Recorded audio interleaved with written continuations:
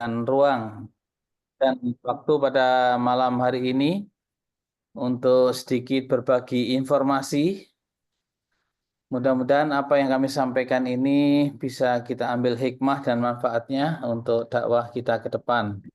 Para pimpinan wilayah, Majelis Tabligh dan seluruh peserta, kami mohon maaf apabila nanti di dalam penyampaian saya mungkin kurang tepat, kurang pas dan sebagainya karena sedikit model dakwah antara lembaga dakwah komunitas dan majelis tabligh itu memang agak berbeda begitu ya. Oleh karena itu nanti mungkin ada beberapa hal yang agak sedikit berbeda itu mohon maaf yang sebesar-besarnya. Mungkin saya tes dulu apakah suara saya bisa didengarkan dengan baik. Bisa, bagus. Bila baik. Nah, uh, saya akan mencoba sedikit mulai menguraikan ya tentang pemahaman saya khususnya tentang public speaking, khususnya di dalam dakwah. Jadi dalam konteks dakwah, public speaking itu adalah sangat penting ya untuk menyampaikan ajaran Islam dengan cara yang menarik dan mudah dipahami. Jadi sebetulnya ketika kita itu bisa menyampaikan dengan baik dan menarik, maka Islam itu bukan hal yang susah, bukan hal yang sulit untuk ditangkap, untuk dipahami, termasuk menjalankannya itu ya. Tapi ketika kita itu menyampaikannya itu adalah dengan cara yang susah, dengan cara yang sulit dipahami, maka terkesan bahwa seakan-akan menjalankan Islam itu adalah susah gitu ya. Oleh karena itu saya kira ilmu tentang public speaking itu adalah sangat penting sekali gitu ya. Kemudian selanjutnya tentang public speaking, jadi pendakwah yang memiliki teknik komunikasi yang baik itu akan lebih efektif dalam menyampaikan pesan agama kepada masyarakat atau kepada auden atau kepada jamaah itu ya. Jadi public speaking tidak hanya tentang berbicara, tetapi juga tentang bagaimana mempengaruhi dan menginspirasi orang lain sehingga bisa menerima apa yang akan kita sampaikan. Nah, itu ya. Jadi kita tidak keluar ketika berbicara tentang dakwah itu dalam model apapun itu dari sebuah ayat Allah ya, dan saya kira ini semua pemateri saya kira mengangkat juga ayat ini karena ini adalah ayat terkait dengan perintah dakwah. Nah, jadi yaitu dalam Quran surat An-Nahl ayat 125 ini itu adalah sesungguhnya ini sudah telah memberikan dengan cukup lengkap tentang bagaimana kita cara berdakwah, materi apa yang harus kita suguhkan, model dakwah bagaimana yang harus kita lakukan, itu sebenarnya di sini sudah ada semuanya. Jadi kita semua harus paham bahwa dakwah itu adalah berbicara soal misi. Jadi misi yang mana? Misi yang datang dari Rabbika, jadi dari Tuhan kita, dari Allah. Jadi kita itu tidak boleh ketika berbicara dakwah itu keluar dari tentang dari Rabbika ini. Jadi dengan Tuhan kita yaitu Allah. Jadi semua materi yang akan kita suguhkan itu tidak keluar dari apa yang menjadi misi kita, yaitu adalah membawa materi yang telah disampaikan oleh Rasulullah Muhammad Sallallahu Alaihi Wasallam. Nah, kemudian terkait dengan masalah metode, cara dan tahapannya itu juga sudah diatur semuanya, yaitu mulai dari bil hikmah.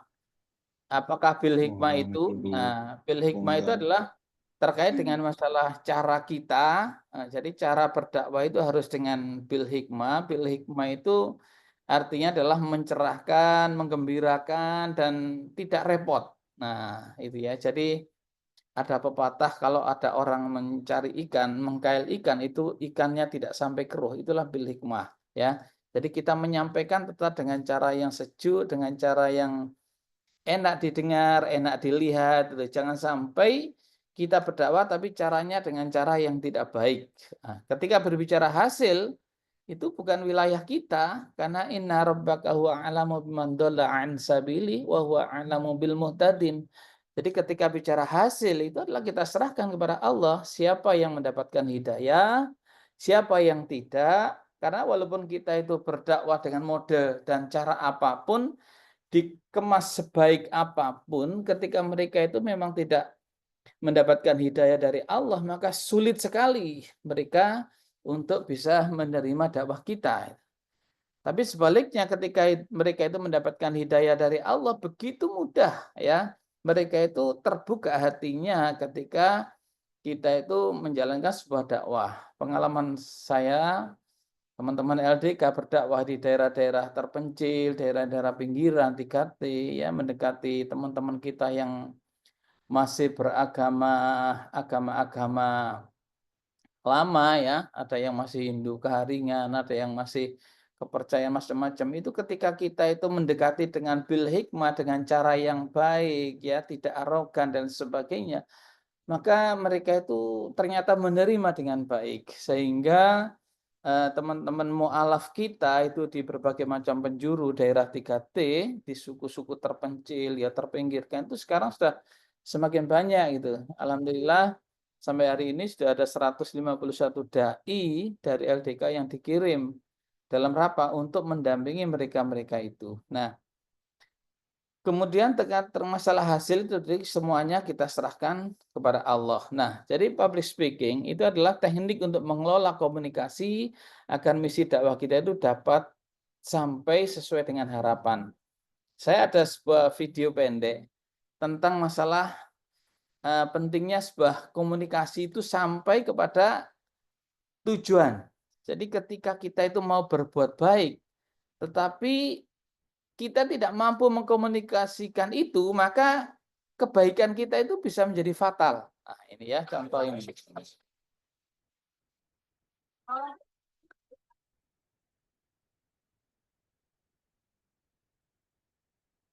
Kita santai saja ya. Sambil.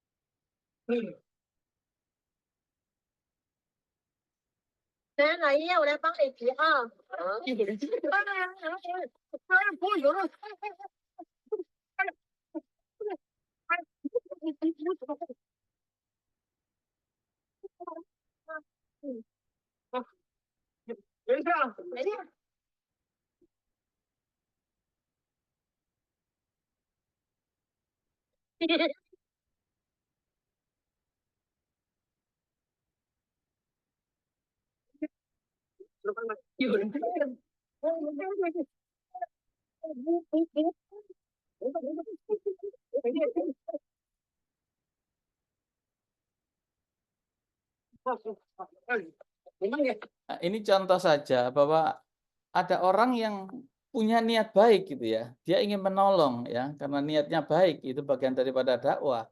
Tetapi karena tidak terkomunikasikan dengan baik, maka niat baiknya itu tidak menguntungkan orang yang mau ditolong, tapi justru merugikan itu. Nah, ini pentingnya sebuah komunikasi. Jadi public speaking di sini adalah bagaimana kita itu mengelola komunikasi agar misi dakwah kita itu sampai dan sesuai dengan harapan kita gitu ya. Itu gambaran-gambaran saja. Oleh karena itu, kalau saya itu menyampaikan public speaking dalam perspektif dakwah-dakwah tradisional, saya kira tidak tepat di sini karena menggunakan media Zoom. Makanya saya lebih menyampaikan pendekatan public speaking pada malam hari ini, bagaimana kita memanfaatkan sebuah media sosial, media teknologi digital sebagai media dakwah kita untuk bisa diterima. Nah, jadi teknik mengelola konten dakwah. Kita akan mencoba bareng-bareng ya diskusi tentang teknik mengelola konten dakwah. Jadi perkembangan teknologi digital yang begitu cepat sangat membantu dalam menyajikan konten dakwah yang menarik dan menjadi lebih percaya diri dengan menyuguhkan dokumen yang nyata itu dengan kita memanfaatkan teknologi digital ini. Nah, jadi kalau kita itu hanya ceramah-ceramah bil mimbar, ceramah kita melalui mimbar itu ya mengandalkan tentang gaya kita di dalam mengelola bicara saja, tapi bagaimana kita untuk menyuguhkan sebuah data-data yang cukup menarik ya, itu tidak bisa gitu. Oleh karena itu teknologi digital ini saya kira sekarang sudah harus kita gunakan betul untuk mendampingi dakwah kita supaya materi-materi yang kita suguhkan itu betul-betul bisa diterima gitu ya. Nanti akan saya sedikit menyampaikan tentang contoh-contoh ya. Berbicara masalah konten dakwah kan seperti itu. Jadi konten dakwah itu kan ada 3 saya kira. Yang pertama adalah pembuka, dan kemudian yang kedua adalah isi, kemudian yang ketiga adalah penutup. Dan ini saya kira sudah disampaikan oleh pemateri lain ketika berbicara tentang metodologi dakwah, bagaimana cara berdakwah, apa saja yang dibawa. Saya kira tidak lepas dari 3 ini, konten dakwah ini, yaitu membuka, ya, mukadimah, kemudian isi, dan kemudian penutup. Nah, sekarang saya akan lebih banyak menyampaikan tentang masalah bagaimana memanfaatkan waktu misalnya di dalam memberikan mukadimah dengan memanfaatkan dokumen-dokumen yang ada di dalam aplikasi-aplikasi atau media sosial. Itu kita jadikan sebagai pendamping kita di dalam menjelaskan ketika kita membuka sebuah ceramah dan sebagainya. Saya biasanya kalau public speaking itu dengan prakteknya itu biasanya ya paling tidak itu sekitar 8 jam itu bisa dengan praktek ya di beberapa tempat ya saya menyampaikan tapi langsung bukan via Zoom ya. Kalau via Zoom ya memang harus kita sadari semua terbatas. Tapi karena audiennya ini sudah cukup semuanya bagus-bagus, sudah insyaallah kita hanya sebagai diskusi sajalah. Nah, misalnya pembuka ya. Nah, saya beri contoh. Contoh sajian dakwah dengan memanfaatkan teknologi informasi digital. Nah, misalnya dalam mukadimah ya, pembuka. Saya kalau mempraktekkan gerak kan tidak mungkin di sini ya. Jadi lebih bicara tentang masalah konten. Nah, jadi mukadimah atau pembuka. Dalam mukadimah itu pasti seorang mubaligh, seorang ustadz, seorang dai ya, juru dakwah, apapun namanya, itu pasti mengajak untuk bersyukur. Nah, apanya ayat-ayat bersyukur ya yang bisa kita kutip. Saya di sini mencoba untuk mengutip Quran surat An-Nahl ayat 78. Nah, ini contoh ya, contoh bagaimana kita menyajikan sebuah mukadimah dengan mengajak bersyukur, mengutip ayat, tapi disertai dengan dokumen yang mampu untuk memperjelas. Nah, ini misalnya ayat 78 Quran surat An-Nahl. Tentang wallahu akhrajakum min butuni ummahatikum la ta'lamuna syai'a wa ja'ala lakumus sam'a wal absara wal af'idah la'allakum tashkurun. Dan Allah mengeluarkan kamu dari perut ibumu dalam keadaan tidak mengetahui suatu apapun, dan Dia memberimu pendengaran, penglihatan, dan hati nurani. Tujuannya di sini la'allakum tashkurun, agar kamu bersyukur. Nah, bagaimana menjelaskan ini dengan kepada jamaah kita ya, supaya mereka itu tidak hanya sekedar terbayang-bayang ya. Tidak sekedar terbayang-bayang. Kenapa sih Allah memerintahkan kita bersyukur? Nah, la'allakum tashkur itu kenapa? Ternyata ada alasannya.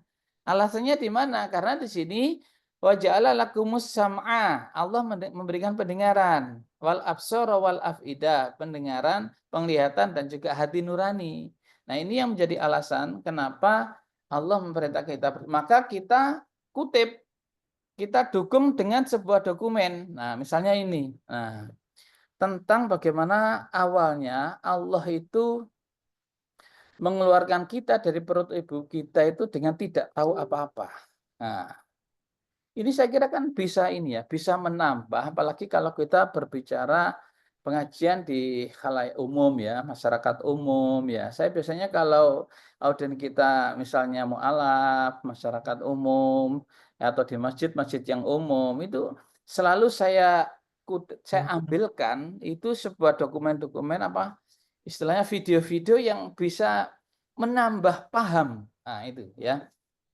Nah, contohnya seperti ini. Jadi tadi itu Allah memberikan kita awalnya tidak tahu apa-apa, kemudian Allah beri pendengaran. Nah, Allah memberikan mata, Allah memberikan kita hati. Nah, di sini yang menjadi alasan Allah meminta supaya hambanya bersyukur. Nah, di sini mereka kan lebih paham ya. Jadi misalnya mereka itu sambil melihat, memperhatikan, di sisi lain kita menyampaikan ayat, di sisi lain oh ini yang menjadikan Allah supaya kita itu bersyukur. Ini misalnya seperti itu ya. Ini contoh-contoh saja, istilahnya itu eh, bagaimana kita itu untuk membawa jamaah, membawa auden itu kepada sebuah pemahaman yang memang lebih paham, yang disertai dengan data-data yang ini juga membantu kita untuk lebih memahamkan. Ya. Nah, jadi kalau kita itu bil mimbar mungkin dengan gerak, dengan cerita, dengan apa. Tapi kalau dengan kajian-kajian sekarang yang rutin-rutin itu biasanya kan sudah kita menggunakan alat-alat teknologi yang saya kira sangat membantu. Nah, ini contoh saja ya, contoh kalau misalnya kita ingin membawakan tentang masalah di mukadimah, pembukaan. Nah, kemudian misalnya sekarang masuk ke materi. Nah, tadi mukadimah.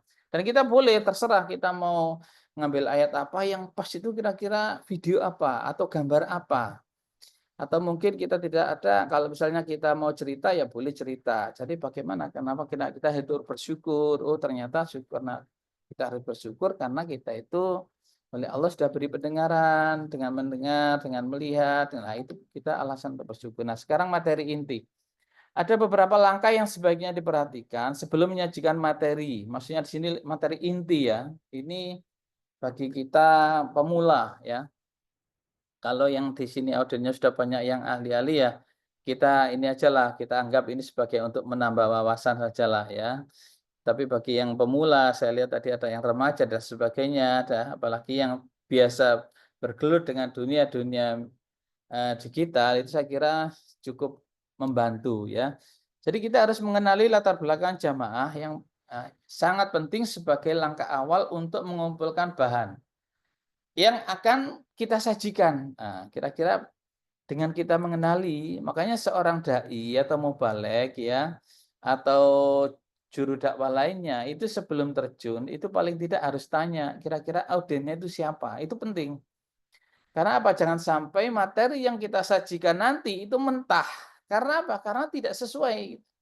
Kita sudah menyiapkan materi dari rumah dengan begitu bagus, ternyata di sana mentah. Karena apa? Karena audien yang kita sasar itu tidak sesuai dengan materi yang kita sampaikan. Nah, makanya kita harus tanya dulu, misalnya kita diundangi materinya siapa, audiennya siapa, itu harus jelas ya. Sehingga kita lebih mudah untuk mengutip ayat maupun hadis yang akan kita bawa gitu ya.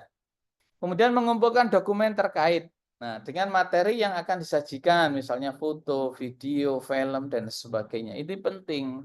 Jadi, oh kalau saya mengutip ayat ini pasnya adalah video ini. Nah, gitu ya. Foto ini gitu ya. Atau mungkin sebuah cerita yang seperti ini. Ya itu silakan, itu hanya sebuah model-model saja bagaimana kita sebagai seorang pendakwah itu paham tentang sajian-sajian pendamping untuk memahamkan. Nah, ini ya. Kemudian pastikan semua dokumen itu ditempatkan pada folder masing-masing untuk memudahkan input. Saya biasanya kalau langsung pelatihan langsung itu langsung saya ajak untuk bagaimana contohnya seperti ini. Nah, ini. Jadi sebelum ini di gambaran di komputer saya ya. Jadi display di komputer saya, itu misalnya kita itu mengumpulkan video-video ya atau gambar-gambar ya, kemudian kita kasih folder tersendiri. Ini nanti untuk memudahkan kita ketika kita itu berceramah ya, menyajikan materi, itu kira-kira mana yang harus kita ambil. Nah, itu. Itu tinggal klik-klik saja itu sudah selesai sudah. Ini saya biasanya praktek ya, kalau BIMTEK penyuluh itu atau BIMTEK dai, BIMTEK mubaligh itu biasanya langsung kita praktekkan. Nah, yang belum mereka pulang itu sudah paham sudah bagaimana cara menyampaikan materi yang menarik dalam pendekatan teknologi digital gitu ya. Nah, karena ini mau nggak mau ini ya kita harus bisa gitu. Nah, setelah ini kita download ya, kemudian kita taruh di dalam folder. Nah, ini contoh ya. Ini persis folder-folder yang ada di laptop saya. Nah, ini ya. Saya kasih sendiri ada gambar, kumpulan kegiatan saya di LDK, kemudian instruktur nasional. Saya kebetulan sebagai instruktur nasional moderasi beragama di Kemenak. Ini kumpulan-kumpulannya di sini semua. Jadi ketika ada Kemenak itu menugaskan saya ke Irian, ke Papua, ke manapun itu ya, ceramah tentang moderasi. Ya sudah, saya tinggal ngambil-ngambil saja di sini. Karena apa? Karena ini sudah saya kumpulkan. Kemudian tentang intro, pembuka, itu macam-macam. Saya kumpulkan semua. Jadi saya itu tidak ada waktu santai, sebagai pendakwa terus kemudian untuk sekedar kegiatan-kegiatan yang perlu saya enggak ada. Tapi semua diam-diam pakai HP kita, "Oh, ini menarik." Saya download. Nah, "Oh, ini bagus." Nanti ketika saya ceramah di audien yang gini, itu saya kumpulkan. Intro musik, bagaimana kita mengiringi apa ya istilahnya mungkin di pembuka, di penutup atau apa, itu semua ada. Lagu-lagu, nah kemudian materi-materi BNN ya, narkotika, ya. Saya kebetulan instruktur narkotika, sebagai kebetulan saya pernah meraih sebagai instruktur nasional narkotika terbaik di Indonesia. Jadi saya itu kalau di BNN, saya itu punya spesiali keahlian tentang masalah bagaimana menggunakan alat untuk menyadap orang yang membawa narkotik. Nah, itu bidang saya, itu kalau di BNN ya. Ini semua dari sini. Di NPT juga begitu, saya juga sampai sekarang masih di Badan Nasional Penanggulangan Teroris juga. Kebetulan saya sebagai Ketua Bidang Agama, Sosial, dan Budaya. Di tahun ini saya bergeser di Ketua Bidang Penelitian. Ya.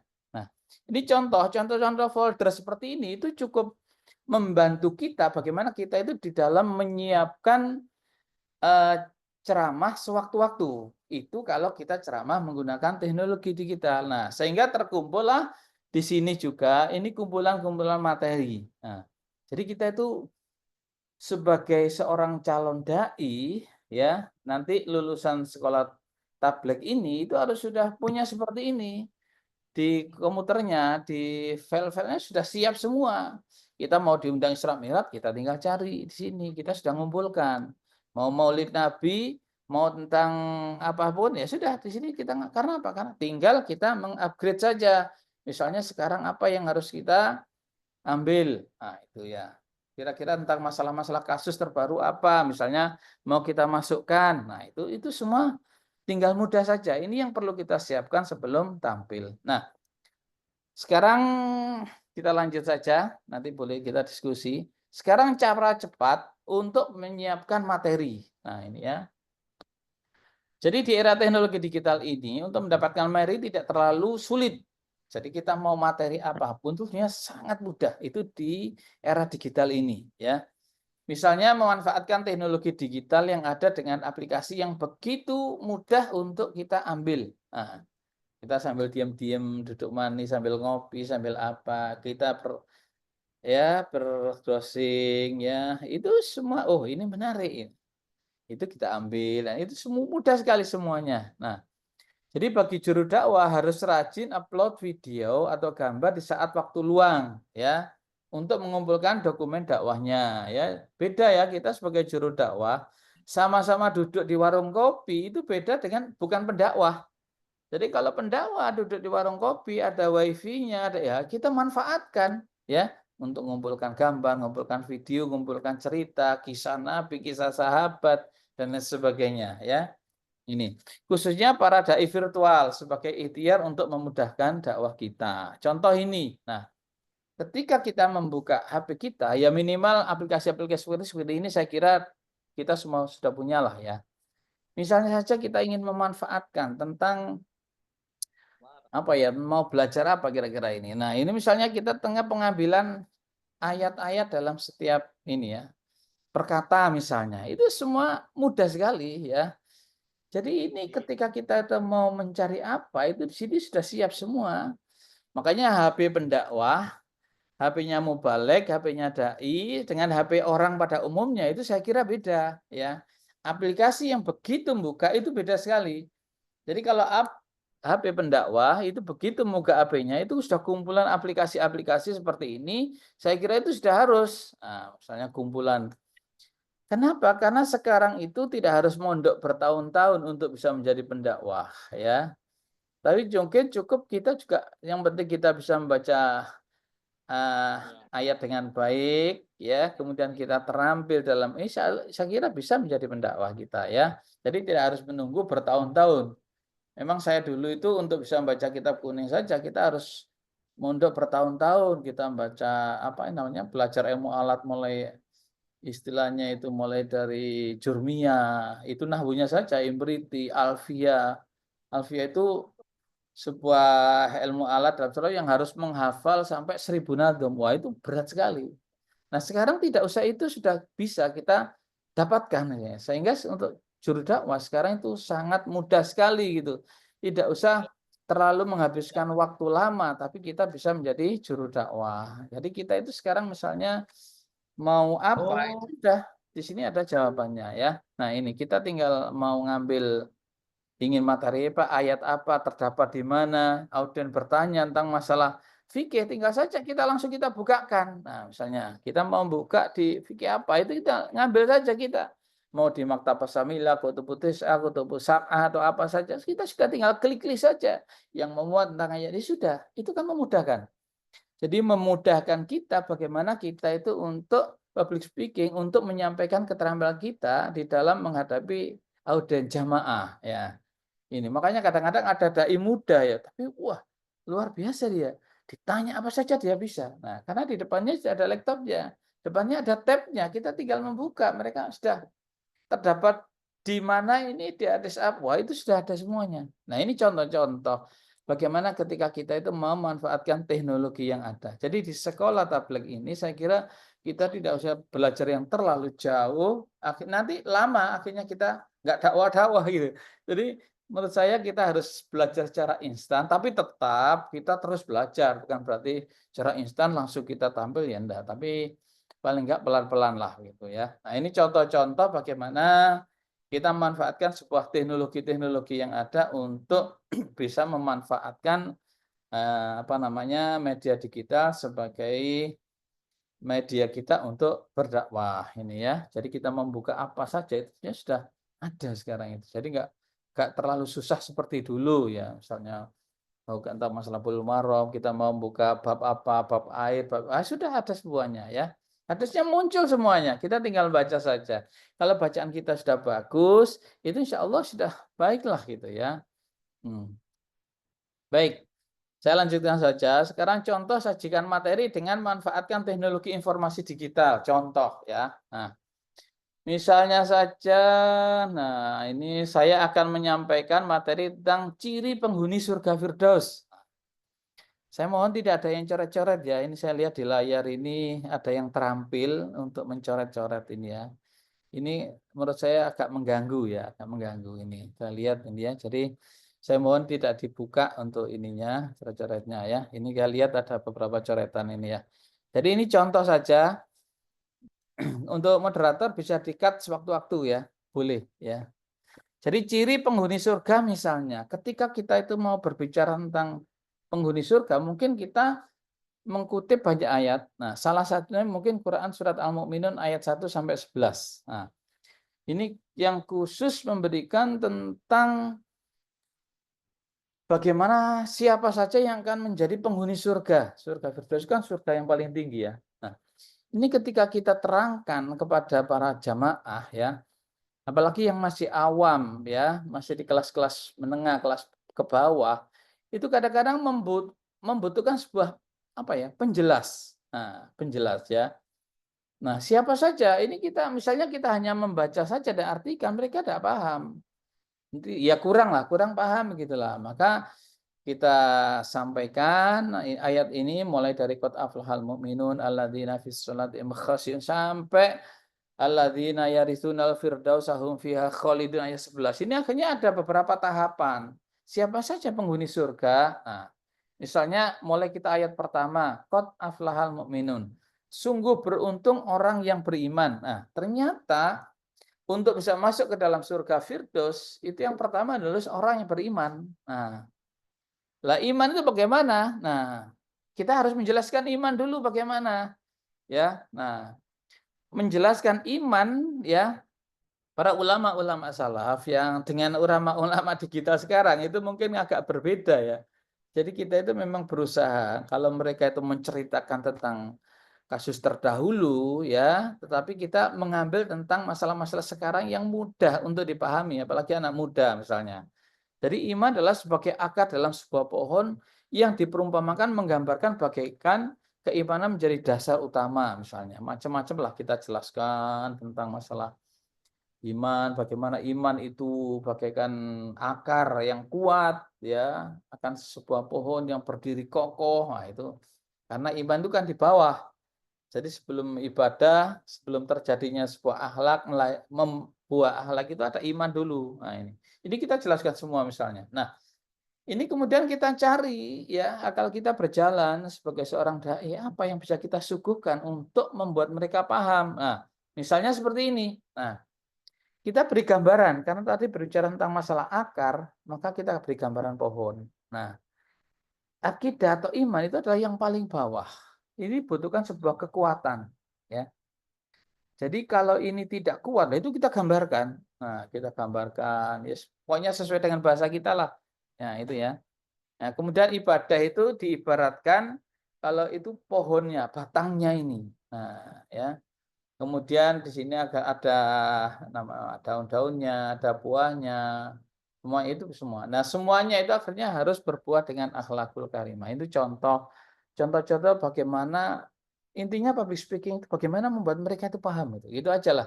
Kita boleh nanti menggambarkan dengan apapun boleh, ya. Intinya begitu. Itu ayat pertama. Misalnya yang kedua, nah karena masuk surga Firdaus itu nggak cukup dengan iman saja, tapi ternyata di sini ayat kedua alladzina hum fi sholatihim khashi'un. Ternyata orang yang masuk surga Firdaus yang selain yang pertama itu iman, yang kedua adalah orang-orang yang khusyuk sholatnya. Nah, di sini kita harus bisa menjelaskan sholat khusyuk itu bagaimana. Mungkin kita ada kekurangan di dalam kelemahan kita di dalam menyampaikan secara lisan, bilisan itu mungkin kurang pas, kurang bagus. Nah, maka kita dukung dengan sebuah data, dokumen ya, sebuah dokumen ya. Jadi sholat khusyuk adalah sholat yang dilakukan dengan penuh kesadaran, ketenangan, fokus. Nah, itu ada yang kita sudah berusaha memahami, tapi mereka belum paham. Nah, maka kita perlu insert tadi itu ya, tentang sebuah dokumen yang mungkin sudah kita kumpulkan. Nah, itu ya memang saya menjalankan di Zoom ini tidak seenak ini ya praktek ya. Nah, ini ya. Nah, intinya kita jelaskan sholat khusyuk bla bla bla bla terus nah, ini untuk mencairkan kondisi jamaah maka bisa kita tampilkan video atau gambar yang lucu. Nah, itu kadang-kadang kan sepaneng ya. Misalnya saja kita itu menjelaskan sampai wah ini sampai berkeringat sampai ini. Maka perlu sesekali kita tampilkan video-video yang lucu tapi tetap nanti kita tampilkan video-video atau gambar yang mungkin fokus gitu ya. Nah, tadi kita berbicara tentang sholat. Nah, mungkin kita cari video yang lucu misalnya. Nah, ini contoh ini aja ya. Ini contoh saja ya.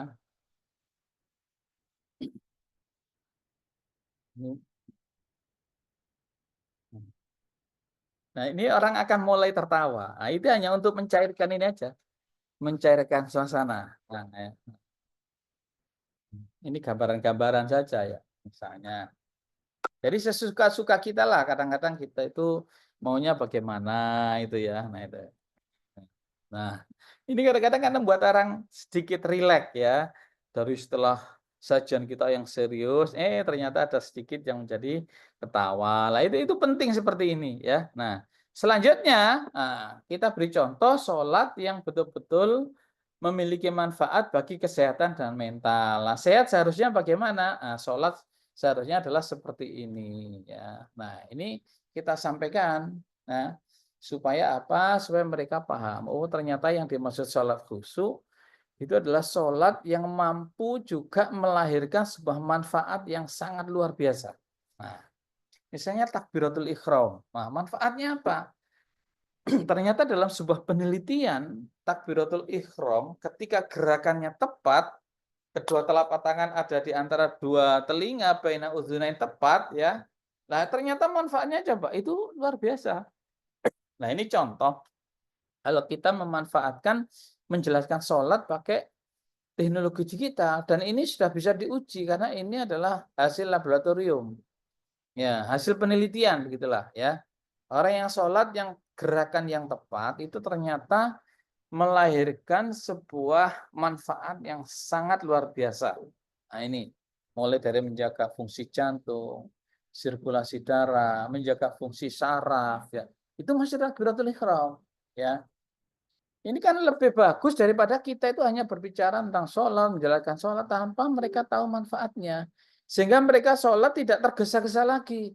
Maka sholat itu harus tumak nina, harus dinikmati. Nah, kenapa? Karena kalau tidak bisa melahirkan seperti ini.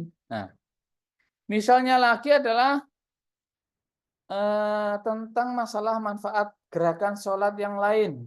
Nah, misalnya apa? Misalnya ini apa yang saya contohkan di sini ya. Gerakan sholat baik secara fisik, mental. Nah, misalnya ruku. Nah, tadi itidal.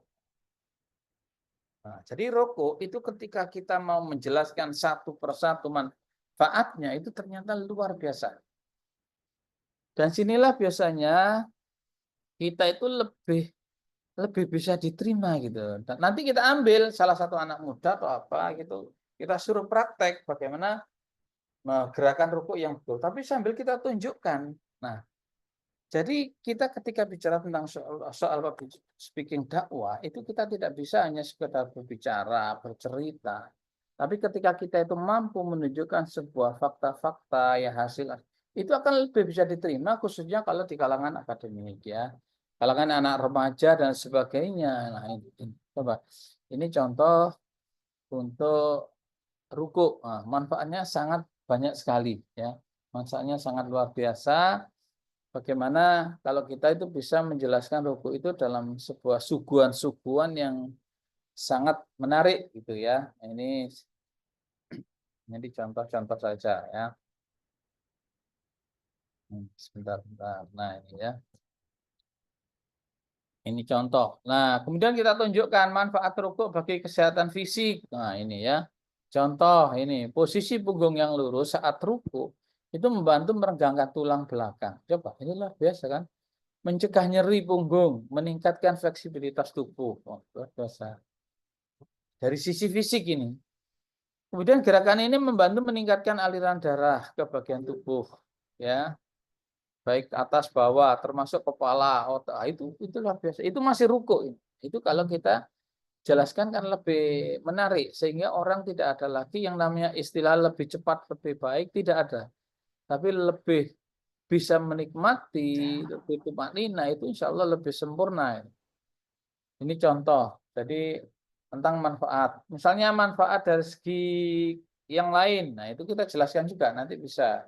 Semua ini bisa kita jelaskan dan kita ambil dengan begitu mudah menggunakan istilahnya itu ya bantuan teknologi aplikasi-aplikasi yang ada. Yang ketiga, ternyata untuk masuk ke dalam surga Firdaus. Nah, jadi ya kalau yang pertama itu sudah pendekatan iman, kemudian yang kedua itu juga harus sholat. Nah, yang ketiga itu untuk bisa masuk ke dalam surga Firdaus walladzina hum anil lagwi muridun, orang-orang yang menjauhkan diri dari perbuatan perkataan yang tidak berguna. Nah, kita sudah harus mulai kira-kira apa ya yang bisa kita jelaskan itu apa? Kata-kata yang tidak berguna, perbuatan yang tidak berguna, tidak ada manfaatnya. Itu kira-kira apa? Itu harus sudah muncul sehingga jamaah itu kita yakinkan gitu. Saya tunjukkan contoh, misalnya saja ini, ya.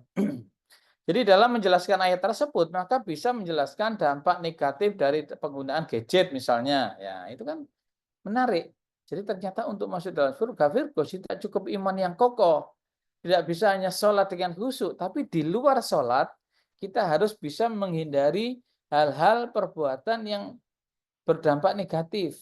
Nah, contohnya apa? Misalnya dapat gadget, pergaulan bebas, dampak menjalankan benar narkoba, kenakalan remaja, dan itu mungkin bisa kita sajikan.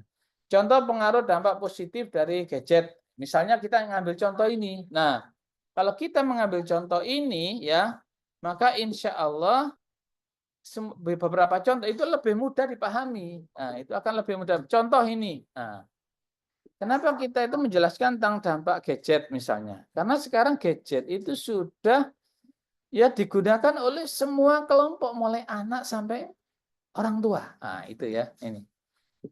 Nah, ini kenapa kita harus hati-hati? Karena pengaruhnya seperti ini sangat luar biasa sekarang ini dampak daripada gadget itulah. Jadi kalau Atau mungkin kita mau mengambil contoh dampak narkoba atau dampak pergaulan bebas atau dampak dari apa saja ya. Itu supaya betul-betul ini betul-betul apa ya, kita memahamkan tentang walladzina hum 'anil lahwi mu'ridun tadi itu dengan sebuah kasus-kasus yang sangat apa ya, nampak di masyarakat gitu. Nah, ini ya.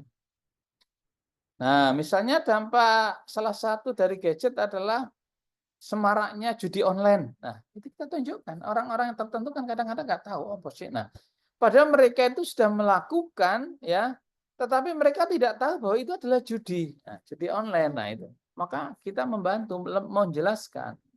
Ini contoh-contoh saja ya. Jadi nanti boleh untuk anulah yang lain lah. Tapi saya kira untuk di kalangan-kalangan remaja, kajian itu cukup bisa diterima daripada kita cerita dan cerita-cerita klasik dan sebagainya ya. Sekarang masalah gadget, semua media, semua apa ya, hampir kerja itu sudah tanpa gadget seakan-akan hampir nggak bisa lah gitu ya. Karena apa ya, bilang ini. Bahkan orang-orang yang petani pun itu sekarang sudah menggunakan gadget. Nah, ini ya, kalau kita lihat itu sudah luar biasa ini. Ini tentang masalah. Jadi gadget itu sebuah alat komunikasi yang sangat luar biasa. Itu manfaatnya, tapi dampak negatifnya ya banyak tadi gitu ya. Ini dampak-dampak positif lah. Nah, saya kira sementara ini nanti kita bisa berdiskusi. Kalau nanti tidak ada yang tanya, akan saya lanjutkan kepada materi-materi selanjutnya bagaimana kita memanfaatkan teknologi-teknologi yang ada ini sebagai apa ya, alat bantu kita untuk menyampaikan sebuah apa ya, kajian-kajian tertentu gitu. Saya kira ini sementara saya kembalikan kepada moderator, kita bisa untuk tanya jawab dan sebagainya.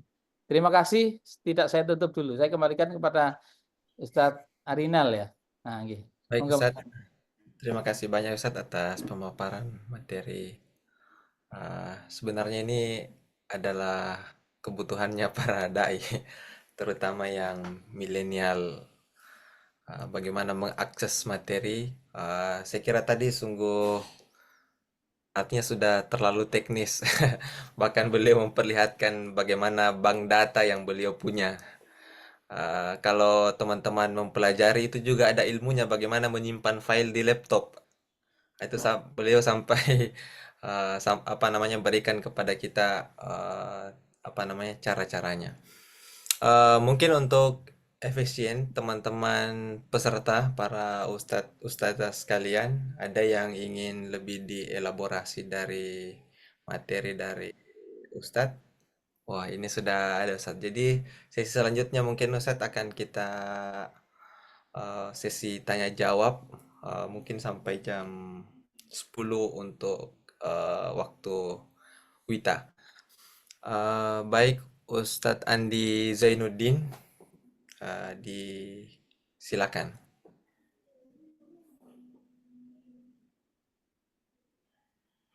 Baik Ustaz.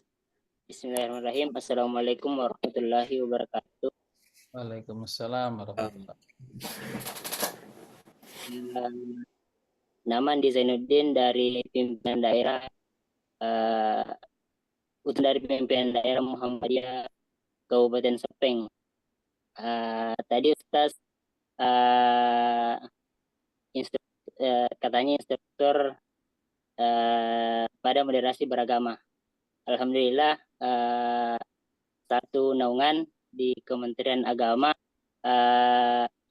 salah satu staf di Kementerian Agama Kabupaten Sepeng, dan saat ini lebih banyak berdakwah ke teman-teman remaja dan pemuda, karena juga merupakan salah satu bagian dari pemuda Muhammadiyah di Sepeng. Namun terkait dengan metode tadi atau public speaking yang disampaikan, tentunya bagi kami yang masih belajar banyak sekali tuntutan yang kami butuhkan, sehingga segala sesuatu yang disampaikan kepada audiens atau objek dakwah kami itu terkadang kurang tersampaikan ke audiens atau kurang tersampaikan secara maksimal. Dengan ini kami mohon ada cara-cara atau bagaimana cara meningkatkan dampak, ya, dampaknya public speaking dakwah pada audiens tersebut. Cara-cara untuk meningkatkan sehingga dakwah ini berdampak. Ya, mungkin sekian dari kami. Billahi fisabilil haq wastaghfirul harap. Assalamualaikum warahmatullahi wabarakatuh. Waalaikumsalam warahmatullahi wabarakatuh. Assalamualaikum warahmatullahi wabarakatuh. Baik Ustadz, apa kita pertanyaan Ustadz kita jawab atau Boleh, daripada itu ya Mas, nanti apa namanya nanti lupa. oh Ya, siap Ustadz. gimana? Disilakan Ustadz Oh, untuk ya supaya ini katanya Pak siapa tadi namanya mau cari jalan tol biar dakwahnya berdampak. oh gitu, iya. Jadi ya memang gini ya, apa yang disampaikan oleh Mas Andi Zainuddin, saya pilih Mas bilang sebut Mas saja ya. Tadi kayaknya masih agak muda gitu ya di layar, tapi nggak tahu faktanya gitu. Kadang-kadang layar itu kan beda, kadang kelihatannya tua itu ternyata muda, muda ternyata tua gitu. Yang pertama tadi suaranya agak putus-putus ya, jadi Mas Andi Zainuddin tadi agak putus-putus. Jadi sebenarnya kalau kita itu ingin menjadi pendakwah, itu sepenangkap saya ya pertanyaan yang tadi. Kalau kita ingin lebih mungkin jalan pintas, jalan tol, maka kita tidak ada jalan lain. Kita itu harus menggunakan media digital ini gitu. Kalau kita itu masih akan masuk pondok lagi, itu sangat bagus, tapi kita membutuhkan proses lama. Seringkali saya sampaikan, karena saya juga ya paling tidak alumni pondok begitu ya. Untuk bisa membaca kitab saja, itu kadang-kadang membacanya saja itu bisa sampai 10 tahun gitu ya. Itu kalau di pondok ya, karena kita harus menghafalkan nadomnya ya, dan macam-macam sampai itu. Nah, prakteknya kapan? Itu susah gitu. Oleh sekarang itu media ini harus segera dimanfaatkan gitu. Jadi kalau kita itu memanfaatkan media ini dengan baik, semua kebutuhan kita itu kan ada sudah. Apalagi sekarang dengan teknologi AI yang sangat luar biasa ini, itu sudah sangat mudah sekali gitu ya. Saya itu kalau ke luar negeri itu, saya tidak begitu paham fasih ya dalam bahasa Arab maupun bahasa Inggris.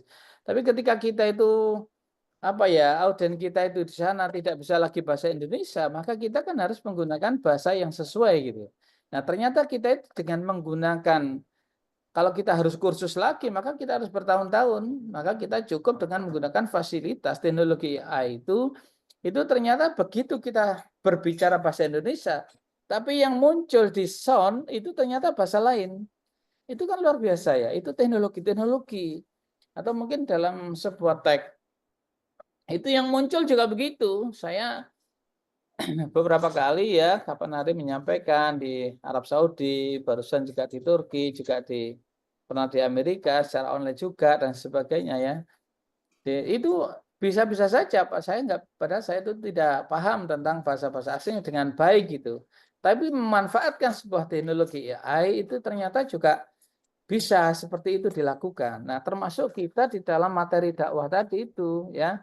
Kita mau membuka tentang fikih apa saja, itu sudah ada di depan kita. Tinggal sekarang kita mau apa tidak itu.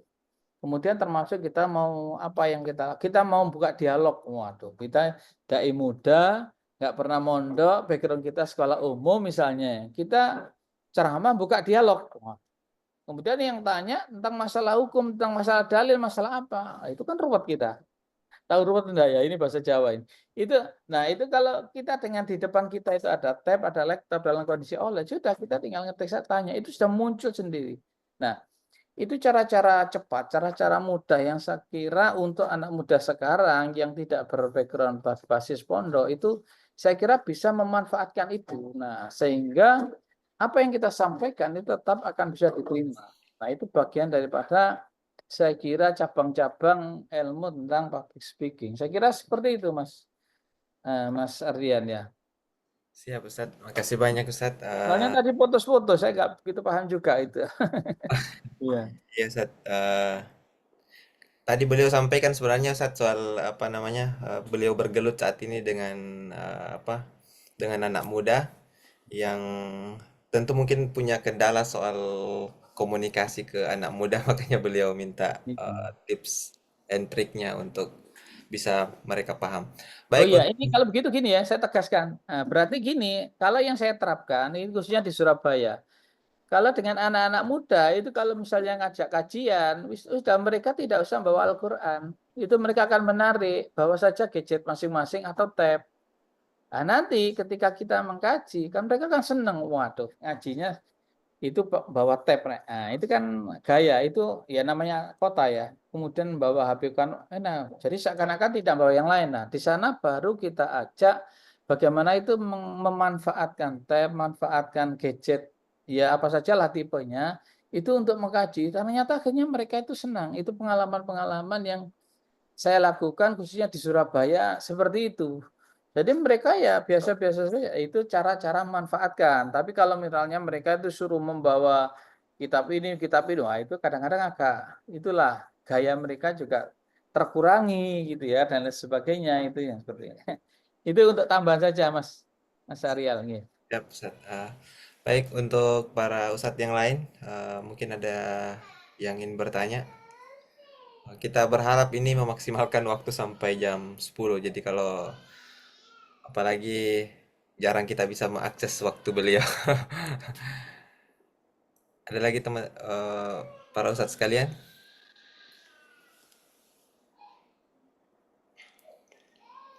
Silakan dinyalakan mic-nya dan bisa langsung menyampaikan pertanyaan.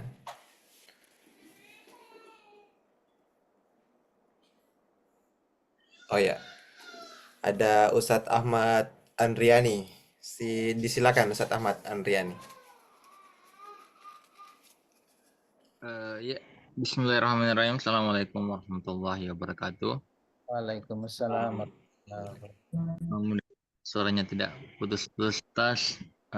Terima kasih atas kesempatan yang diberikan kepada saya pada malam hari ini. Alhamdulillah, kita membahas tentang public speaking yang tentunya hal ini adalah merupakan sesuatu hal yang sangat penting dalam hal penyampaian dakwah yang dilakukan oleh mubalik. Mungkin Ustaz saya tidak terlalu merujuk kepada penyampaian dakwah yang berbasis teknologi, tetapi mungkin yang biasa keseharian kita temui Ustaz itu dalam hal metodologi dakwah yang dilakukan oleh para mubalik ataupun dai ataupun kita niscayanya mungkin pernah untuk berceramah atau khutbah di masjid-masjid. Ustaz itu apakah ini kasus nanti yang akan saya ceritakan kepada Ustaz ini maksudnya akar masalahnya dari public speaking atau dari mana? Mungkin perlu saya bertanya kepada Ustaz ketika pada umumnya ketika khutbah Jumat Ustaz, yang notabene-nya itu biasanya masjid itu memberikan patokan waktu kepada kita itu. Apalagi kalau bulan Ramadan itu biasa Ustaz sebelum kita naik mimbar itu sudah ada tertulis di mimbar maksimal 20 menit. Apalagi di jalan-jalan poros itu Ustaz. Itu pun masih banyak ketika naik di mimbar setelah khutbah pertama itu Ustaz sudah banyak yang mengantuk. Sudah banyak yang mengantuk sampai tertidur pulas. Bahkan biasa dia mengatakan bahwasannya khutbah itu adalah nyanyian tidur yang paling indah begitu, nyanyian pengantar tidur Ustaz begitu. Mungkin saya mau bertanya Ustaz, apakah ini merupakan kelemahan dari public speaking dai-nya atau memang karena ada faktor-faktor yang lainnya? Kenapa ketika khatib sudah naik di mimbar itu ada saja hal-hal yang merayu-rayu kita untuk terlelap begitu Ustaz dalam duduk manis kita. Kemudian Ustaz juga yang kedua mungkin mudah-mudahan Ustaz berkenan menjawabnya. Ini pernah saya mendengarkan atau mencari beberapa referensi bahwasanya kita di Muhammadiyah ini kurang mubalik yang ketika berdakwah itu eh, pintar untuk mencairkan suasana atau menyelipkan sesuatu humor-humor sehingga dakwah-dakwahnya begitu monoton. Sedangkan karakteristik jamaah khususnya di kampung saya Ustaz ataupun umumnya di Indonesia itu suka akan ustaz-ustaz yang selalu menyelipkan humor-humor dalam ceramahnya. Contohnya mungkin Ustaz Dasar Latif itu yang mempunyai pengikut ataupun like yang paling banyak di YouTube kan ustaz-ustaz yang selalu menggaunkan atau menyelipkan rumor-rumor di ceramahnya. Pertanyaan saya, bagaimana sih standarnya Ustaz seorang dai memberikan kisah-kisah yang lucu dalam ceramahnya? Itu Ustaz mungkin mohon maaf kalau terlalu berbelit-belit, saya kembalikan kepada moderator. Baik, terima kasih Ustadz Ahmad Andriani. Mungkin langsung saja Ustadz disilakan ke Ustadz untuk menjawab. Baik, terima kasih Mas Ahmad Andriani. Jadi apa yang ditanyakan itu adalah memang apa yang kita lihat selama ini di tengah masyarakat seperti itu. Jadi itu mungkin kalau boleh saya katakan itu bagian sunatullah itu ya. Jadi kadang-kadang kalau kita itu sudah khutbah, itu waktunya khutbah itu ngantuk itu sudah pembawaan itu. Dan itu pemandangan seperti itu ternyata terjadi bukan hanya ya di Indonesia saja, tapi dimanapun saya kira itu sama pemandangan. Oleh karena itu kenapa kita harus belajar public speaking? Karena bagaimana untuk menghidupkan itu, makanya kalau istilahnya itu apa ya ceramah, cerita-cerita itu kan penting ya. Kalau di dalam khutbah Jumat resmi itu gak mungkin kita itu akan menampilkan sebuah tampilan-tampilan seperti ini. Walaupun di kota-kota sekarang sudah di layar itu nampak. Kalau di Surabaya, di beberapa kota besar itu sudah di belakang khutbah itu ada layar kanan kiri itu. Kadang-kadang untuk mendukung itu ya. Nah, karena jarak yang begitu jauh itu kadang-kadang juga mempengaruhi gitu ya. Nah, oleh karena itu bagaimana kita merubah itu? Saya pun juga masih belajar kalau yang resmi-resmi ya, khutbah-khutbah ya, kultum-kultum yang itu kita masih harus belajar bagaimana untuk menghidupkan suasana. Cuma yang saya lakukan selama ini adalah kita biasanya mengawalinya dengan sebuah cerita gitu. Cerita yang sekiranya itu membawa mereka itu untuk bisa mengikuti gitu. Jadi bukan hanya sekedar ini, tapi kita mengambil satu ayat, kemudian kita ambilkan yang sekiranya itu adalah ada cerita menarik yang untuk bisa membuat mereka itu paham dan tidak menikmatinya gitu. Makanya apa ya gaya kita itu juga penting ketika kita itu di dalam menyampaikan ini ya. Apalagi kalau di situ mungkin 20 menit. Kalau di Surabaya itu namanya kultum traweh itu rata-rata 10 menit. Ditulis maksimal 15 menit. Nah, bagaimana kita mengelola ini? Tapi yang namanya konten dakwah kan tetap terdiri dari 3 tadi ya. Jadi pembuka, isi, dan penutup. Nah itu tetap harus ada itu ya. Itu harus kita perhatikan. Jadi kita jangan terlalu banyak ayatnya. Makanya kalau bisa tentang apa ya kekinian itu harus kita angkat gitu ya tentang masalah-masalah itu. Jadi tentang masalah frame-nya, rambu-rambunya itu tetap kita harus berkiblat kepada ayat Quran surat An-Nahl 125 tadi. Kita tidak karena kita itu dakwah itu misi tentang membawa misi Allah yang disampaikan oleh Allah ya dalam Al-Qur'an ya, maka kita tidak bisa keluar dari itu apapun misalnya kita itu dengan cara yang tidak berhikmah. Nah, contoh baru-baru ini ada seorang ustadz yang sangat terkenal kemudian menjadi tercemar ya, dari terkenal menjadi tercemar. Kenapa? Karena apa yang disampaikan mungkin sudah keluar dari frame dakwah tadi, tidak berhikmah. Sehingga mereka tidaklah menasihati tapi mencemooh. Ya, barusan kan ini ada kan ya, seorang ustadz yang sangat terkenal akhirnya menjadi tercemar karena apa?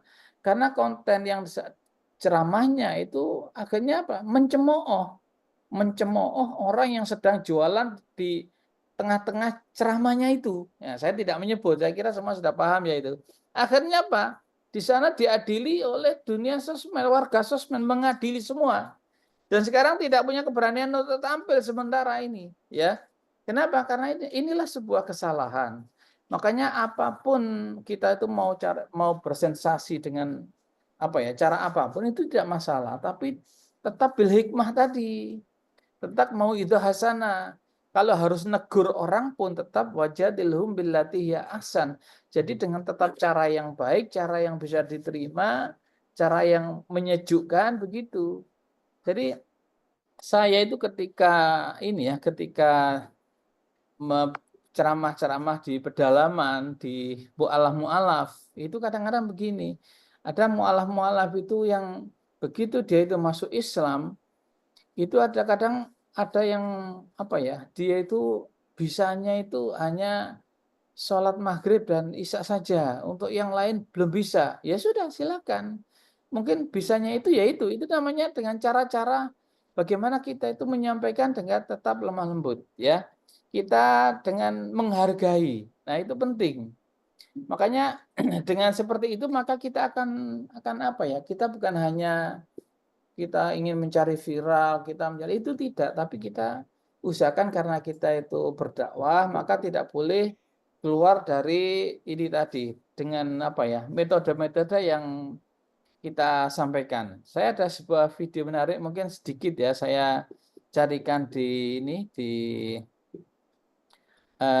tempat saya untuk ini ya, untuk tentang masalah penilaian. Nah, tentang penilaian. Oh, tapi nanti lama ya. Ini nggak usah jauh, nanti lama sekali. Jadi, tapi saya coba ya. Ini video cukup penilaian orang terhadap kadang-kadang kita ya tentang ini ya ini. Ini contoh apa yang saya lakukan di daerah-daerah pedalaman ini. Contohnya. Ini nggak tahu bisa dilihat enggak ya kira-kira ya. Bisa dilihat enggak, Mas? Langkah Muhammadiyah ini wajib kita Belum adili. di-share mungkin Ustaz ya? Oh, belum ya? Kalau belum, berarti nanti apa ya, terlalu lama nanti untuk ngambilnya ya. Jadi nggak usah lah. Saya kira itu aja sementara. Mungkin ada tambah lain. Nanti lain waktu aja lah. Kalau ada waktu saya sampaikan bagaimana teknis-teknis untuk supaya menarik. Kalau untuk menarik maka perlu kita sebuah apa ya, hiburan dan lain sebagainya. Mungkin itu. Ya, Ustaz. Ya, silakan Banyak. Mas. Iya, Mas. Baik Ustaz, Ustaz sekalian masih ada yang ingin mengajukan pertanyaan?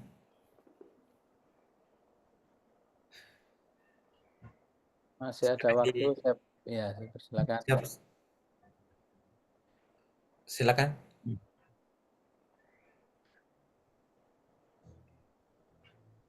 Silakan yang ingin bertanya, Ustaz. Siapa? Ustaz Wahyudi ya? Siapa? Kayaknya belum, masih mic-nya masih ini. Belum nyala. Oke. Ya, Ya, silakan Ustaz. Assalamualaikum warahmatullahi wabarakatuh. Assalamualaikum.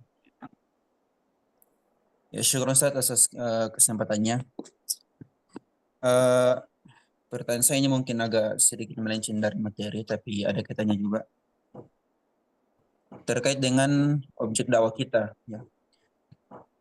Kalau kita lihat di lapangan, tentu secara umum terbagi dua, khususnya kedekatan mereka dengan masjid, bahwa ada jemaah yang memang aktif di masjid dan ada yang sangat jarang tidak akrab dengan masjid. Bagi mereka yang tentu akrab dengan masjid, itu saya kira tidak terlalu berat untuk menyampaikan pesan dakwah kepada mereka. Hanya saya yang menjadi problem ini Ustaz, bagi mereka yang memang notabene-nya jauh dari masjid, belum lagi mereka khususnya orang tua yang susah untuk mengakses materi-materi dakwah di media sosial, maka kira-kira seperti apa strategi dakwah secara personal yang harus kita lakukan bagi mereka yang memang jauh dari atau tidak akrab dengan masjid. Ya. Syukran Ustaz. Baik, terima kasih Ustaz Wahyudi. Mungkin langsung disilakan ke Ustaz. Ya, baik, untuk Ustadz Wahyudi, saya kira Ustadz Wahyudi ini sudah seorang Ustadz yang cukup ini ya, cukup terkenal ya Mas ya, Mas Wahyudi ini ya.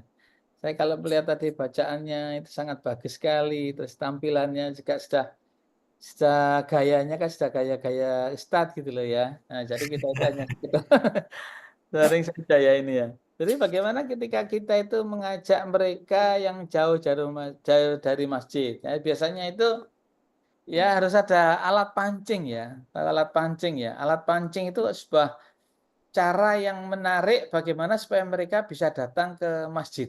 Nah, itu kan penting sekali. Jadi kita itu harus punya, kita itu sebenarnya kan marketing Allah kan ya. Jadi kita itu sebenarnya marketing Allah. Jadi seorang marketing itu harus punya apa ya? Ada sesuatu yang supaya produk yang kita bawa itu adalah laku dijual, itu harus bisa menarik bagaimana kita itu memasarkannya itu. Jadi misalnya orang itu kalau datang ke masjid mau dapat apa gitu kan gitu. Kalau hanya dapat materi saja kadang-kadang susah. Wah, makanya kita harus berikan mungkin bingkisan, mungkin kita berikan apa ya istilahnya ya apalah yang bisa menarik ya di setiap daerah itu kan beda-beda ya bagaimana untuk menarik. Kami pun itu kalau ke daerah-daerah terpencil, daerah tertinggal itu juga begitu. Kami tidak hanya bisa kemudian mereka kita ceramah, kita membuat undangan, mereka nggak mau. Tapi di situ harus ada catatan akan mendapatkan sebuah bingkisan misalnya. Itu orang menarik juga itu. Itu sebagai alat pancing juga. Itu sebagai makanya kalau di LDK itu banyak bekerja sama dakwahnya itu dengan Lazismu, dengan CSR lain. Sehingga apa? Sehingga untuk mereka itu bisa mau datang ke masjid itu adalah ada sebuah alat tarik itu tadi. Tapi kalau kita itu hanya pengajian biasa, maka mereka susah gitu ya untuk datang meskipun 5 kali dalam 24 jam mereka itu sudah mendengar hayya 'alas shalah. Tapi itu bukan hal yang menarik bagi mereka itu ya. Karena tapi kecuali orang yang sudah mantap nilai keimanannya gitu ya. Tapi kalau bagi yang belum mantap tidak bisa begitu ya. Kalau dakwah-dakwah di daerah pedalaman juga itu, ketemu mereka itu jauh-jauh. Ada yang sampai mereka itu mengikuti ceramah itu sampai sampai berjam-jam untuk bisa datang ke sana. Itu kenapa? Karena mereka di situ ada alat tariknya. Nah, alat tariknya itu apa? Alat tariknya adalah alat tariknya adalah mereka itu kalau datang mereka pasti akan mendapatkan sebuah bingkisan. Nah, itu sebagai alat untuk menarik mereka. Nah, itu yang selama ini saya lakukan itu adalah seperti itu. Kira-kira daya jual apa yang bisa menarik begitu ya? Nah, itu biasanya begitu ya. Ini contoh-contoh saja. Ini saya sebenarnya ada contoh ya, cuma bagaimana cara menarik ini, cuma ini saya nggak bisa memaparkan kelihatannya waktu juga ya. Saya kira itu Mas, jadi kita harus punya alat pancing Mas. Jadi punya alat yang bisa menarik mereka itu apa gitu ya. Itu harus itu ya sesuai dengan kondisi lah, kondisional lah. Saya kira seperti itu. Saya seperti itu Mas. Iya. Siap Ustaz, Ya, ya, Ustaz. banyak Ustaz atas jawaban yang diberikan. Jadi kata kuncinya mungkin ya alat pancingnya mungkin perlu diperbanyak Ustaz Wahyudi. Iya, jadi harus ada alat pancing lah itu iya. Baik, masih ada waktu sekitar 10 menit Ustaz. Mungkin masih ada Ustadz-Ustadz yang lain yang ingin, siapa tahu ada kasuistik yang dialami di daerah, itu juga bisa dikonsultasikan. Saya kira Ustadz Arifin itu banyak mendapatkan informasi tentang dai-dai, mungkin ada referensi serupa yang bisa di-share ke Ini kita. ya Mas, saya bisa ini ya sedikit Silakan, Ustadz. memutarkan sebuah video fakta bagaimana kami dakwah di ini ya, di kelas. Silakan, silakan Ya, Ustadz. Masih ada ini waktu, Ustadz. ini cara-cara juga bagaimana menarik orang itu ternyata masuk Islam, tertarik dengan Islam. Itu kadang-kadang dengan cara kita tidak terlalu mempromosikan Islam, tapi mereka bisa tertarik. Ini bisa dilihat nggak ini? Mungkin kita share screen saja, Ustadz. Langkah Muhammadiyah Belum. ini wajib Iya, kita Ustadz. acung jempol. Ini nggak bisa dilihat video ini. Tidak muncul, Belum. Ustadz. Oh, Bagaimana satu yang lain belum muncul ya? belum Belum, muncul belum. ya. Kalau gitu saya coba saya share. Share screen coba aja, Nah, Ustadz. share screen dulu ya. Ini dimatikan ya Mas, share screen-nya, bukan ya? Enggak ya? Ada, Ustadz. Kita yang Oh, enggak kelar ya? sepertinya, Oh, Ustadz. gitu enggak ya. Ya, bentar. Bentar. Sudah muncul, Ustadz. Eh? Sudah muncul yang kita ini. tinggal file yang mungkin kita pilih. Ustaz. Oh iya ya, coba sebentar. Jadi sebentar ya. Nah, ini contoh saja tadi. Nah ini contoh. Nah ini satu video ini aja. Saya ingin coba kita ikuti bersama. Ini kelihatan ya? Belum Ustaz. Kelihatan Mas? Belum. Belum kelihatan? Langkah Muhammadiyah Muncul enggak ini? Siapa tahu dia terputar di di yang lain Ustaz, bukan di sini di PPT-nya. ini Soalnya ini menarik terkait dengan masalah ini ya. Ini nggak kelihatan? Belum Nggak Ustaz, kelihatan? belum Ustaz, masih file yang kita Oh mungkin betul. mungkin pindah jendela Ustaz ya. Oh iya, mungkin kayaknya ini ya, kayaknya ini ada sedikit gangguan ini ya. Sebentar. Ini nggak bisa dilihat ya? Ini ya Bisa, sudah bisa Ustaz, sudah bisa. bisa ini? Ya, silakan di play Ustaz. Oh iya, kita lihat dulu ya. Iya. langkah Kelihatan ya? Muhammadiyah ini wajib kita acungi jempol. Ya Ustaz. Bayangin deh, Muhammadiyah melarang para mubaliknya maksa masyarakat di wilayah 3T untuk masuk Islam. Wilayah 3T itu wilayah yang tertinggal, terdepan, dan terluar. Wilayah ini mayoritas kurang berkembang secara sosial, ekonomi, dan budaya dibanding daerah lain di Indonesia. Masyarakat di wilayah 3T umumnya bukan penganut agama Islam. Nah, yang melarang para mubalik Muhammadiyah begitu adalah petinggi di struktur Muhammadiyah. Namanya Muhammad Arifin, Ketua Lembaga Dakwah Komunitas Pimpinan Pusat Muhammadiyah. Kata Arifin, tugas mubalik atau dai itu cuma nyampein ajaran-ajaran Islam. Keberadaan mubalik bukan buat mengislamkan orang atau memaksa orang masuk Islam. Dakwah dalam Muhammadiyah katanya bertujuan untuk membuat gembira siapapun yang mendengar ajaran Islam. Adapun keputusan seseorang masuk Islam bergantung bagaimana Allah memberikan hidayahnya kepada yang dikehendakinya. Karena itu, jika ada yang ingin masuk Islam, barulah para mubalik wajib jadi perantara atau pendidik, yaitu membimbing para mualaf dalam beribadah dan menjalankan syariat Islam dengan benar. Saat ini, Muhammadiyah katanya punya komunitas yang khusus bergerak pada pendampingan para mualaf. Salah satunya adalah komunitas mualaf suku Baduy di pedalaman Banten. Aktivitas dakwah para mubalik Muhammadiyah di wilayah 3T, kata Arifin, cukup berat. Karena itu, para mubalik harus didukung secara moral maupun material. Apa yang ditekankan petinggi di struktur Muhammadiyah ini penting banget. Dakwah yang dilakukan para mubalik jangan sampai menimbulkan ketidaknyamanan bagi masyarakat yang ingin didakwahi. Jika itu yang terjadi, hanya akan menyulut perasaan antipati, bahkan resistensi. Dampaknya, bukannya membawa kedamaian, agama dianggap sebagai alat untuk menaklukkan siapapun yang berbeda keyakinan. Mudah-mudahan panduan dari Ketua Lembaga Dakwah Komunitas Pimpinan Pusat Muhammadiyah itu didengar semua mubalik Muhammadiyah. Yuk, berdakwah yang menggembirakan. Nah, ini contoh saja bagian teknik-teknik berdakwah. Kalau berdakwah kita di tempat mayoritas, di tempat kita yang sudah sudah nyaman, itu kan tidak begitu sulit ya. Tapi ketika kita itu berdakwah di daerah-daerah yang betul-betul minoritas, ya, daerah-daerah yang masih di pedalaman sana itu agak susah sekali memang ya. Bagaimana kita supaya bisa diterima, di antaranya cara-cara yang saya lakukan seperti itu.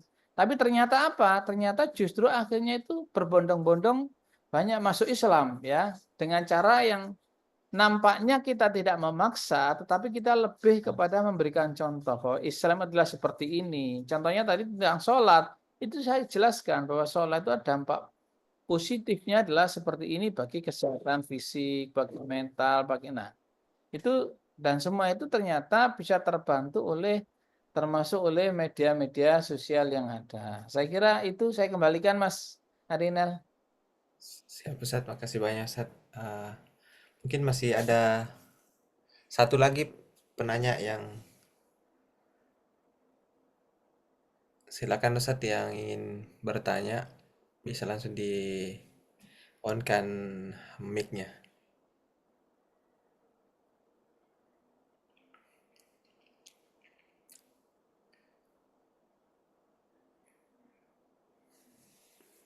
Bagaimana Ustaz, ada yang ingin bertanya lagi? Satu kesempatan Boleh, masih ada 5 menit ya. Oke.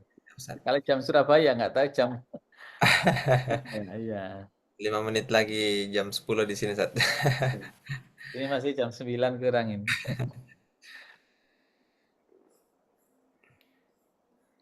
Bagaimana Ustaz sekalian, ada yang ingin bertanya atau ada ya? Oh, Ustaz Ahmad Andriani sepertinya mau 2 kali. Silakan Ustaz. Ya, untuk memanfaatkan waktu seperti Ustaz, saya hanya ingin meminta nasihat ini Ustaz pribadi, bahwa pribadi ini Ustaz bukan dari background pondok, bukan juga jurusan waktu kuliah, juga bukan fokusnya di kajian tentang agama, tetapi pribadi biasa dipercayakan untuk ceramah ataupun khatib Ustaz. Tetapi dalam hati biasanya timbul seperti ini Ustaz, bahwa kita ini bukanlah orang yang backgroundnya dari agama ataupun yang pernah belajar atau kuliah tentang agama. Biasanya langsung muncul rasa apa ya Ustaz, rasa tidak percaya diri Ustaz untuk tampil, karena background yang mungkin kita punya itu tidak seperti dengan teman-teman yang memang secara mungkin dalam segi sekolah dan perguruan tinggi itu menggeluti tentang ilmu agama itu. Saya hanya mau minta tolong berikan nasihatnya Ustaz kepada kami agar senantiasa rasa minder ataupun tidak percaya diri karena background tidak mungkin pernah bersekolah ataupun berkuliah tentang ilmu agama itu bisa menjadikan kami mubalik yang nantinya mungkin percaya diri Ustaz dengan latar belakang yang mungkin tidak seperti dengan teman-teman dai dan mubalik lain Ustaz. Ya, terima kasih Ustaz, itu saja mungkin dari saya. Baik, saya Baik. kira langsung aja ya Mas. Ya Ya. Ustaz. Nah, jadi memang kita tidak bisa, kita itu mau nggak mau, suka nggak suka, kalau kita sudah ingin menjadi juru dakwah, mubalik atau dai atau yang lain, maka kunci yang pertama itu adalah memang percaya diri. Itu sudah harus sudah. Ketika kita percaya diri, saya harus bisa menguasai panggung. Kita hanya bisa Al-Fatihah saja, itu kita sudah akan bisa menjabarkan menjadi berjam-jam. Padahal itu hanya Al-Fatihah. Tapi ketika kita tidak percaya diri, kita tidak menguasai panggung, walaupun kita lulusan pondok berpuluh-puluh tahun, maka untuk tampil tidak akan berani. Saya banyak teman-teman yang sama-sama sealumni pondok ketika masih di Malang, Jawa Timur, sama-sama mondok.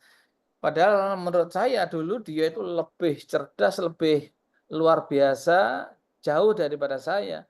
Tapi sekarang untuk tampil saja dia tidak berani. Kultum saja dia tidak berani. Karena apa? Karena dia itu tidak merasa percaya diri gitu. Tapi sekarang banyak anak-anak di sekolah dakwah ya, di BIMTEK dai komunitas, contohnya di LDK itu mengadakan BIMTEK dai komunitas, itu banyak backgroundnya pengurusnya itu bukan dari Mubalik. Tapi mereka sudah begitu selesai, kita mantapkan rasa percaya diri, kita beri tentang ilmu tentang public speaking, maka dia sudah berani. Nah, jadi intinya adalah memang percaya diri itu adalah syarat utama untuk bisa menjadi seorang dai gitu loh. Jadi kalau tidak, maka kita sudah minder. Kita mau berdiskusi dengan tokoh-tokoh agama yang lain, lintas agama begitu ya. Tapi kita itu nggak punya rasa percaya diri, ya sudah hilang di situ materi kita.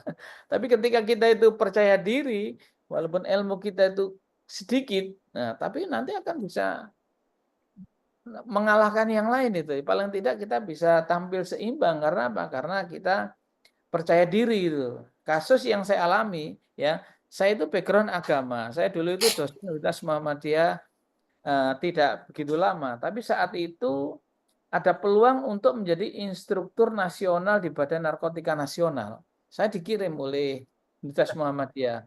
Tapi akhirnya apa? Saya bersaing dengan dosen-dosen seluruh Indonesia untuk merebut sebagai instruktur nasional sebagai instruktur narkotika, karena saya percaya diri, background saya nggak ada, pengetahuan nggak ada, tapi akhirnya lolos. Apa yang saya andalkan adalah media ini. Nah, Saya dengan media bisa menyampaikan. Saya dengan media saya bisa belajar. Semua bisa belajar. Akhirnya apa? Mereka yang punya background kesehatan, dari background yang kesehatan dan sebagainya, itu kadang-kadang juga tidak bisa. Akhirnya 3 di antara yang diambil seluruh Indonesia itu saya masuk. Nah, dari mana? Saya percaya diri. Kalau saya nggak percaya diri maka tidak bisa. Nah, termasuk saya di Badan Penanggulangan Teroris juga begitu. Saya juga begitu. Saya percaya diri. Nah, percaya diri, dan percaya diri. Akhirnya percaya diri itulah yang bisa menjadikan kita itu bisa tampil itu karena percaya diri. Modal itu adalah ya percaya diri gitu. Saya kira itu ya, Mas Ahmad ya. Nah, ini hanya sekedar sharing saja ya. Mungkin tak praktekkan nggak susah. Nah, itu beda lagi ya. Itu saya akan berbicara dari pengalaman karena saya itu pernah menjadi presentator narkotik terbaik se-Indonesia itu ya karena percaya diri, bukan ilmu tentang narkotik yang saya miliki pada saat itu. Tapi akhirnya setelah jadi ya kita akhirnya ya gitu ya. Saya kapan hari juga begitu ke Badoga Makassar juga kan. Di sana juga ada tentang Badan Narkotika Provinsi, ada tentang ada itu saya sudah masuk juga untuk memberikan penyuluhan-penyuluhan ya tentang masalah-masalah narkotik. Padahal background saya bukan di kesehatan, bukan di mana, bukan itu. Ustadz saja gitu. Tapi kita berani tampil ya di depan mereka-mereka itu, tapi karena apa? Karena rasa percaya diri. Saya kira ini ya apa yang bisa saya sampaikan. Kalau memang dianggap cukup, saya akhiri. Nasrul Mungkin minallah. mungkin ya sekalian Belum. penguatan terakhir Ustaz atau Oh mungkin gitu. istilah lainnya Boleh, closing boleh. statement. Ya, ya, ya. Siap Ustaz. Nanti ada foto bersama ya Mas ya. Siap Ustaz. Nah, nanti yang foto bersama untuk berita ya, berita kecil-kecilan gitu loh. Siap Ustaz.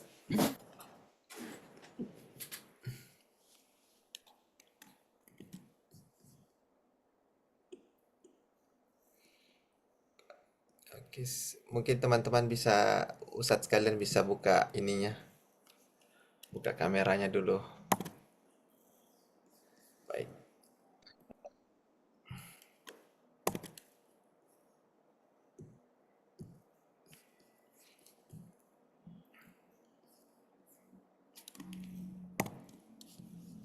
Oke. Baik Ustadz, mungkin terakhir ada penguatan Ustadz.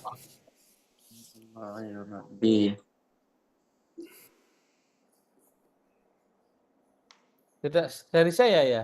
Ya siap Ustadz. Baik, jadi yang pertama saya ucapkan terima kasih atas kesempatan yang telah diberikan pada malam hari ini. Bisa hadir di sekolah Tablek di Sulawesi Selatan ini adalah sebuah kesempatan yang luar biasa untuk menambah silaturahim dan berbanyak teman.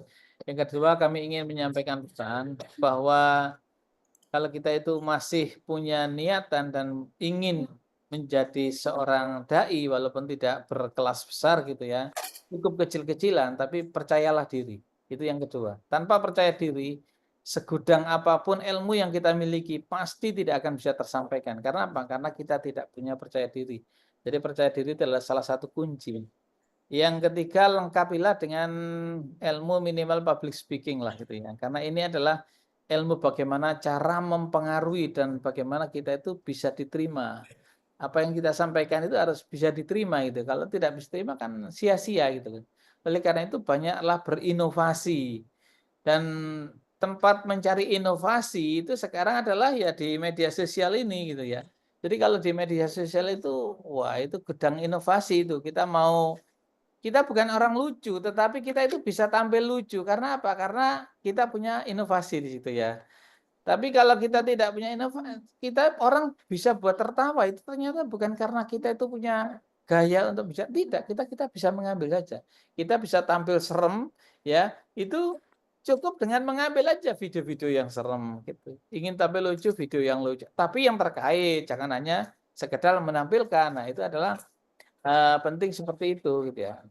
Saya kira ini Mas pesan-pesan saya dan mudah-mudahan di lain waktu kita bisa berjumpa lagi dalam sebuah kajian-kajian yang Banyak, Ustaz. bisa untuk menambah keilmuan. Ya sharing lah begitu. Kita bukan sebagai guru tidak, tapi kita sharing. Apalagi saya lihat di sini itu gudangnya apa ya, di daerah Makassar itu kan juga gudangnya orang-orang hebat yang sangat luar biasa gitu. Saya kira ini apa yang saya sampaikan. Mohon maaf. Nasrullah wa fathun qarib wa basyiril mu'minin. Assalamualaikum warahmatullahi wabarakatuh. Assalamualaikum warahmatullahi wabarakatuh. Baik, Ustaz, terima kasih banyak Ustaz atas materi yang di-sharingkan pada malam ini. Sedikit informasi Ustaz, bahwa di ruang ini juga ada para ustadz dari LDK, dan di sini juga hadir Pak Koordinator Ustadz Dahlan, koordinator Masya Allah. LDK, juga koordinator Majelis Tablik. Mungkin Iya. ada penyampaian juga, penguatan juga Ustadz, atau salam silaturahmi dari beliau Ustadz. Silakan Ustadz Dahlan. Baik, terima kasih Pak Arinal. Assalamualaikum Pak Dr. Muhammad Arifin. Waalaikumsalam warahmatullahi. Sehat selalu ya Pak ya. Alhamdulillah. Ketemu terakhir dari PPG Jakarta.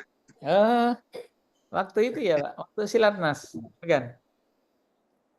Ya, terima kasih banyak sudah menyiapkan waktu, meluangkan waktu untuk berbagi pada malam hari ini.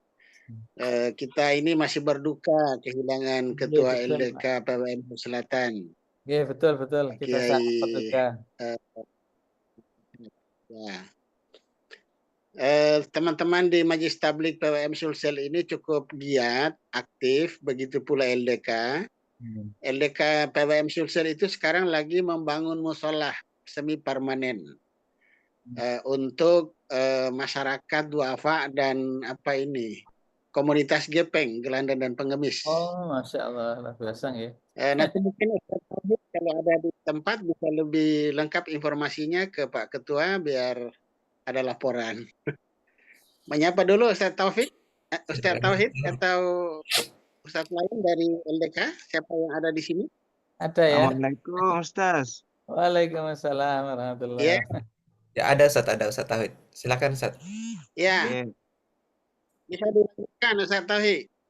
Oh iya, terima kasih Pak Koordinator. Alhamdulillah saat ini sementara dalam proses pembangunan dan sudah terbangun rangka bangunannya. Insya Allah 1-2 hari sudah bisa kelihatan atapnya. Jadi peruntukan dari musala ini Mas, sekedar laporan untuk orang tua para anak-anak pemulung yang lokasinya terletak di depan Polda, di belakang SPBU. Sebenarnya sih tempatnya strategi karena di depan ya kantor kepolisian daerah.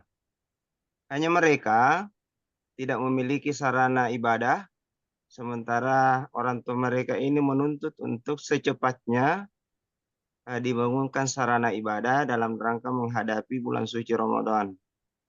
Maka LDK daerah PWM ya berusaha keras untuk mewujudkan harapan mereka. Insya Allah sebelum Ramadan ini akan diresmikan oleh pimpinan wilayah Muhammadiyah, insya Allah. Itu harapan kami. Demikian Pak Ketua. Salam dari LDK Sulsel. Masya Allah. Terima kasih banyak informasinya. Semoga segera terwujud. Iya Ustaz. Saya kembalikan Ustaz. Waalaikumsalam warahmatullahi wabarakatuh. Waalaikumsalam warahmatullahi wabarakatuh. Salamnya sedikit Ustaz Arinal. Ya Ustaz. Ya, tadi itu menyimak pertanyaan dan diskusi, ada yang kurang percaya diri rupanya. Menjadi mubalik.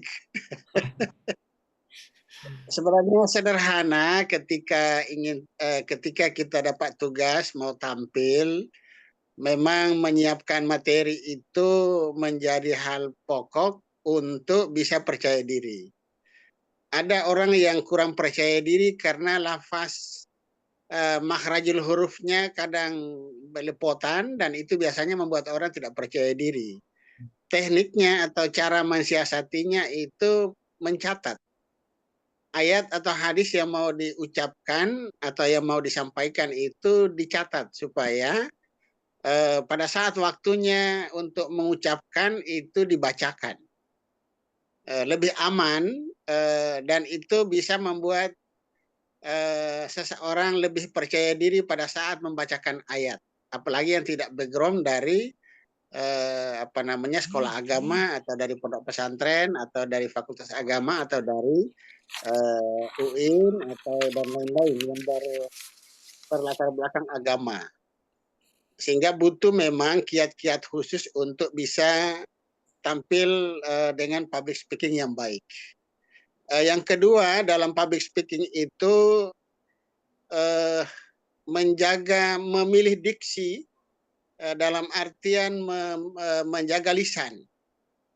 Karena begitu salah menyebut atau diksinya keliru, pemahaman orang juga keliru, dan bahaya itu yang namanya lisan itu. Lisan bisa bikin konflik, lisan bisa bikin revolusi, lisan bisa bikin perang kedua, perang ketiga, perang dunia kedua, ketiga. Karena itu diksi menjadi penting untuk menjaga stabilitas emosi dan suasana dalam menyampaikan ceramah atau khutbah atau kultum atau apalah namanya, sehingga setelah kita berkhutbah, berceramah, berdakwah, para jamaah kita tentram, merasa nyaman, merindukan nasihat-nasihat agama dari para mubalik Muhammadiyah. Saya kira itu saja, Ustadz Arinal. Siap, Ustadz. Sebagai tambahan ya, karena tadi Pak Dr. Arifin sudah banyak sekali menyampaikan pengetahuan, informasi, pengalaman. Bahkan menarik ini Pak Ustadz Arifin, dengan menyelipkan video-video tentang kegiatan, tentang informasi, itu menarik. Karena kalau saya ingat-ingat dari sekian materi ceramah dari awal sampai akhir, 2 video itu sangat mengesankan. Sangat sangat memberi kesan. Ini juga bagian daripada teknik berceramah yang bisa kita belajar malam hari ini dari Pak Dr. Arifin. Syukran sudah meluangkan waktu. Jangan bosan-bosan kalau diundang Majelis Tabligh atau LDK PWM Sulawesi Selatan. Ya, insya Allah dimudahkan Allah. Ya, Assalamualaikum warahmatullahi wabarakatuh. Waalaikumsalam warahmatullahi wabarakatuh. Yang terakhir mungkin ada juga dari Ustadz Nurdin selaku Ketua Majelis Tabligh. Siap, Ustadz. Mic-nya, Ustadz, belum dinyalakan. Alhamdulillah, Ustadz, selalu diikuti oleh para petinggi. Belum nyala kayak seperti mic-nya, Ustadz. Atau Ustadz Nurdin. Ustadz Nurdin sepertinya belum nyala. Oh ya.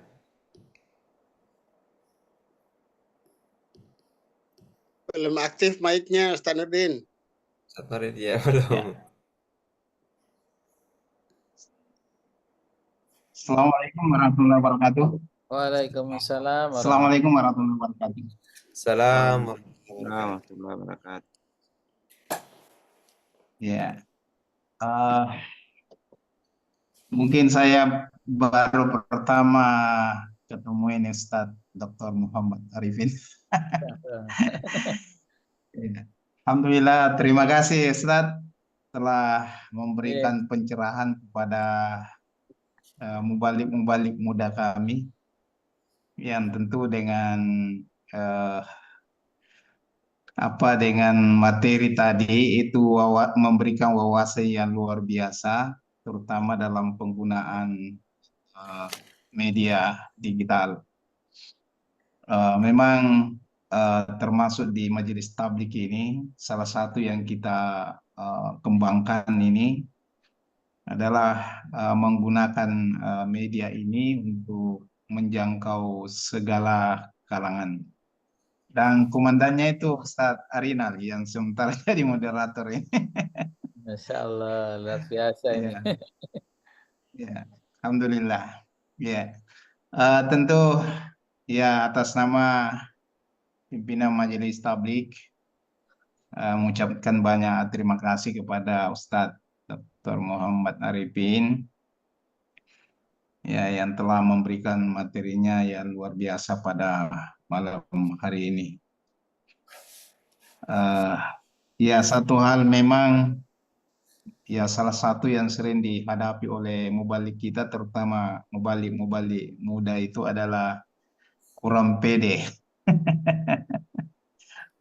Kurang pede kan. Apalagi kalau dia menganggap diri wawasan keilmuan agamanya kurang. Padahal kita semua rata-rata di Muhammadiyah itu banyak mubalik yang bukan berlatar belakang pendidikan agama. Saya sendiri ini saya sendiri ini bukan berlatar pendidikan agama. Ya, cuma alhamdulillah dengan selalu aktif di Muhammadiyah itu kemudian bisa berdakwah sedikit demi sedikit. Jadi mungkin yang harus dibangun memang ya di samping kepercayaan diri adalah pembiasaan ya. Pembiasaan tampil di depan ya, kemudian ketika tampil ya merasalah bahwa kita lah yang sekarang diberi amanah, diberi hak untuk berbicara, sehingga itu insya Allah bisa membuat grogi kita bisa hilang. Saya kira itu. Ya, tentu ya terima kasih Ustadz atas materinya dan begitu pula kepada seluruh peserta yang alhamdulillah sampai malam ini masih antusias sekali. Dan tentu ini juga tidak lepas dari dukungan dari Ustadz Dahlan selaku koordinator kita. Saya kira itu saja. Cuma sebentar saya minta kepada teman-teman pengurus majelis, juga mungkin koordinator, setelah selesai acara ini kita lanjut sedikit membicarakan tentang rencana represi mubalik yang rupanya kita sudah matangkan, tapi harus kita ramu kembali karena ada rencana untuk mix dengan majelis tarjih. Ya, saya kira itu. Terima kasih. Assalamualaikum warahmatullahi wabarakatuh. Baik Ustaz, terima kasih banyak. Baik Ustaz-Ustaz sekalian, alhamdulillah pertemuan kita yang ke-12 ini, insya Allah masih ada beberapa lagi materi yang insya Allah akan dihadiri oleh Majelis Tabligh PP. Jadi jangan bosan-bosan apalagi jenuh. Baik Ustaz, terima kasih banyak Ustaz Arifin. Kita bersama-sama menutup acara ini dengan mengucapkan doa kafaratul majelis. Subhanakallah wa bihamdik, asyhadu an la ilaha illa anta, astaghfiruka wa atubu ilaik. Assalamualaikum warahmatullahi Waalaikumsalam warahmatullahi wabarakatuh. Waalaikumsalam. Saya pamit dulu ya, Ustaz. Banyak Ustaz. Teman-teman. Saya pamit dulu, kasih. Teman-teman yang lain, yang peserta, para ustadz, jangan lupa cek absennya, dan yang sudah link mohon kami minta untuk bisa live dari Ya, mohon izin koordinator siap dan Ustaz. moderator. Ya, Pak Ketua Tabligh. Ya. Waalaikumsalam. Silakan. Assalamualaikum. Assalamualaikum. Lancar pembangunan musolanya. Ustadz Ihsan. Ustadz Ihsan masih join Ustadz Ihsan? Saya sakit ya? Saya sakit ya? Pak Ihsan? Oh, udah tahu Ustadz. Apakah beliau Dicek mulai rapat baru habis apa namanya? Ya.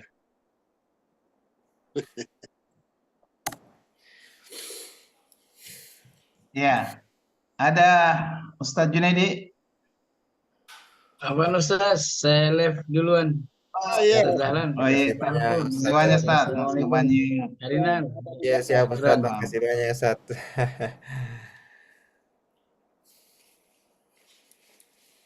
Terima kasih Ustaz Zakaria.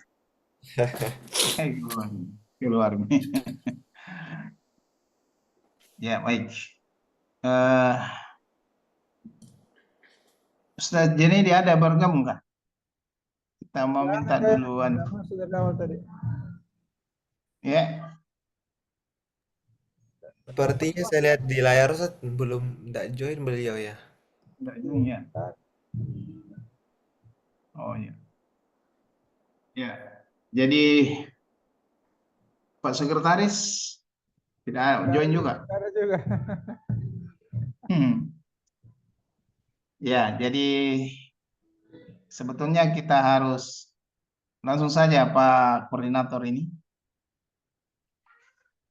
Mungkin kita minta dulu arahan dari Pak Koordinator menyangkut tentang persiapan repres mubalik ini yang rencananya ya mau digabung dengan sosialisasi tarji yang insya Allah ya pimpinan pusat majelis tarji akan datang untuk mensosialisasikan keputusan-keputusan tarji, dan saya lihat ada beberapa termasuk KGHT itu, dan kita terlanjur sudah membuat manual acara dan itu kita sudah laporkan ke ketua ke rapat pimpinan wilayah pada Rabu yang lalu, dan itu alhamdulillah sudah disetujui oleh rapat.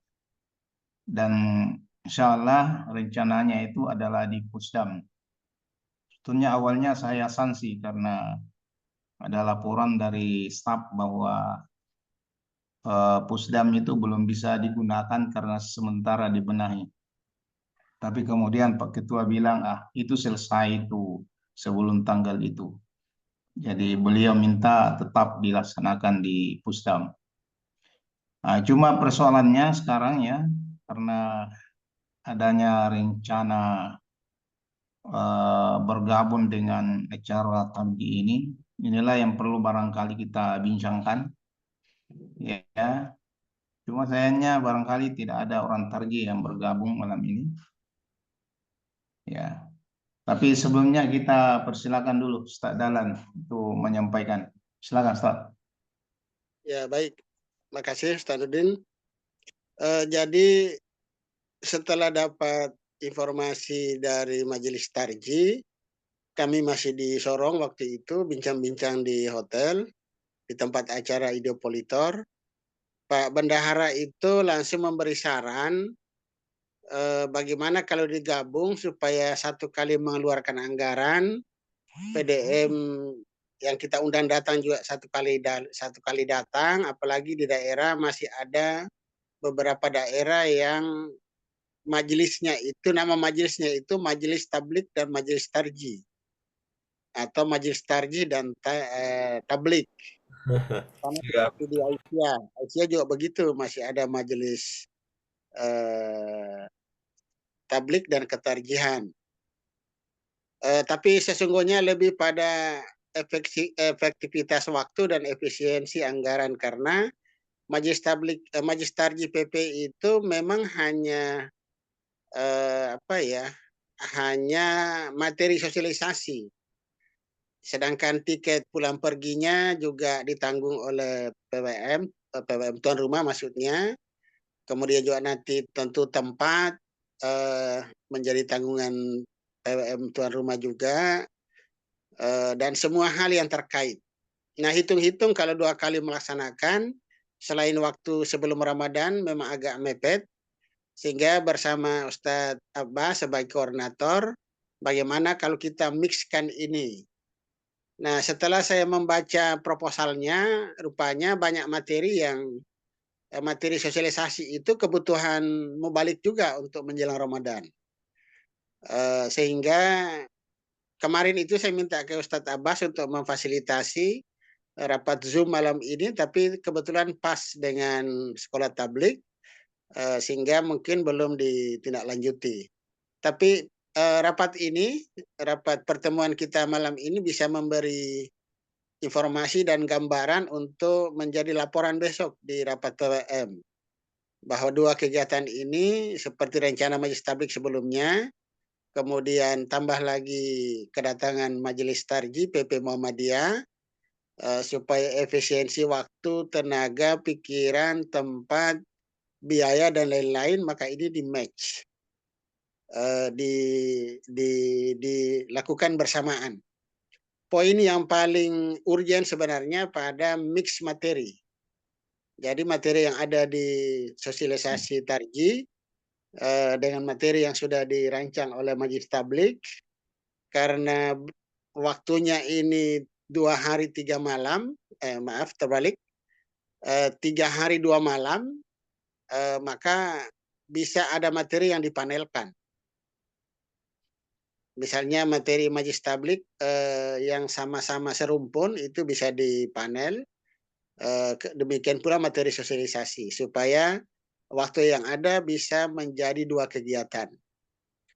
Karena saya lihat materinya sosialisasi juga kebutuhan mubalik semua itu. Kebutuhan mubalik menjelang Ramadan. Nanti Ustadz Nurdin bisa memilah dan memilih materi-materi, atau begini, mungkin lebih konkret kalau sekiranya Pak Sekretaris hadir atau Pak Ketua Tabligh nanti arahkan ke siapa untuk meramu kembali jadwal acara dengan waktu 3 hari 2 malam. Jadi 3 harinya itu Jumat ya. Kita ambil Jumat siang, sesudah sholat Jumat sampai hari Ahad sore, Ahad siang lah. Sampai Ahad sore itu memungkinkan materi yang dirancang Majelis Tabligh dengan materi sosialisasi, alhamdulillah. Tapi kalau ada kesulitan bisa nanti dengan cara panel. Jadi 2 materi ditampilkan waktu yang bersamaan. Itu pilihan terakhir, tapi bisa dirancang dulu, Ustadz Nurdin. Dirancang dulu jadwal atau panel acaranya, besok dilaporkan, kalau sudah selesai baru rapat teknis untuk beberapa hal. Ya sifatnya teknis terkait tempat dan lain-lain yang berurusan berhubungan dengan suksesnya acara. Terpenting Pak Ketua Majelis Tabligh menerima dulu merger 2 kegiatan Tabligh dan Tarji untuk efisiensi anggaran, waktu, pikiran, tempat, tenaga, dan lain-lain. Karena kita mau sukseskan juga acara PP, sementara kita juga punya rencana refreshing mubalik. Mungkin beginilah jalannya untuk sukses semuanya. Saya kira demikian informasi dan arahan dari saya. Kembalikan ke Pak Ketua. Assalamualaikum warahmatullahi wabarakatuh. Assalamualaikum. Ya, jadi menyangkut tentang, ya saya kira yang jadi masalah krusial ini, bukan krusial ya, yang perlu diperhatikan adalah di manual acara.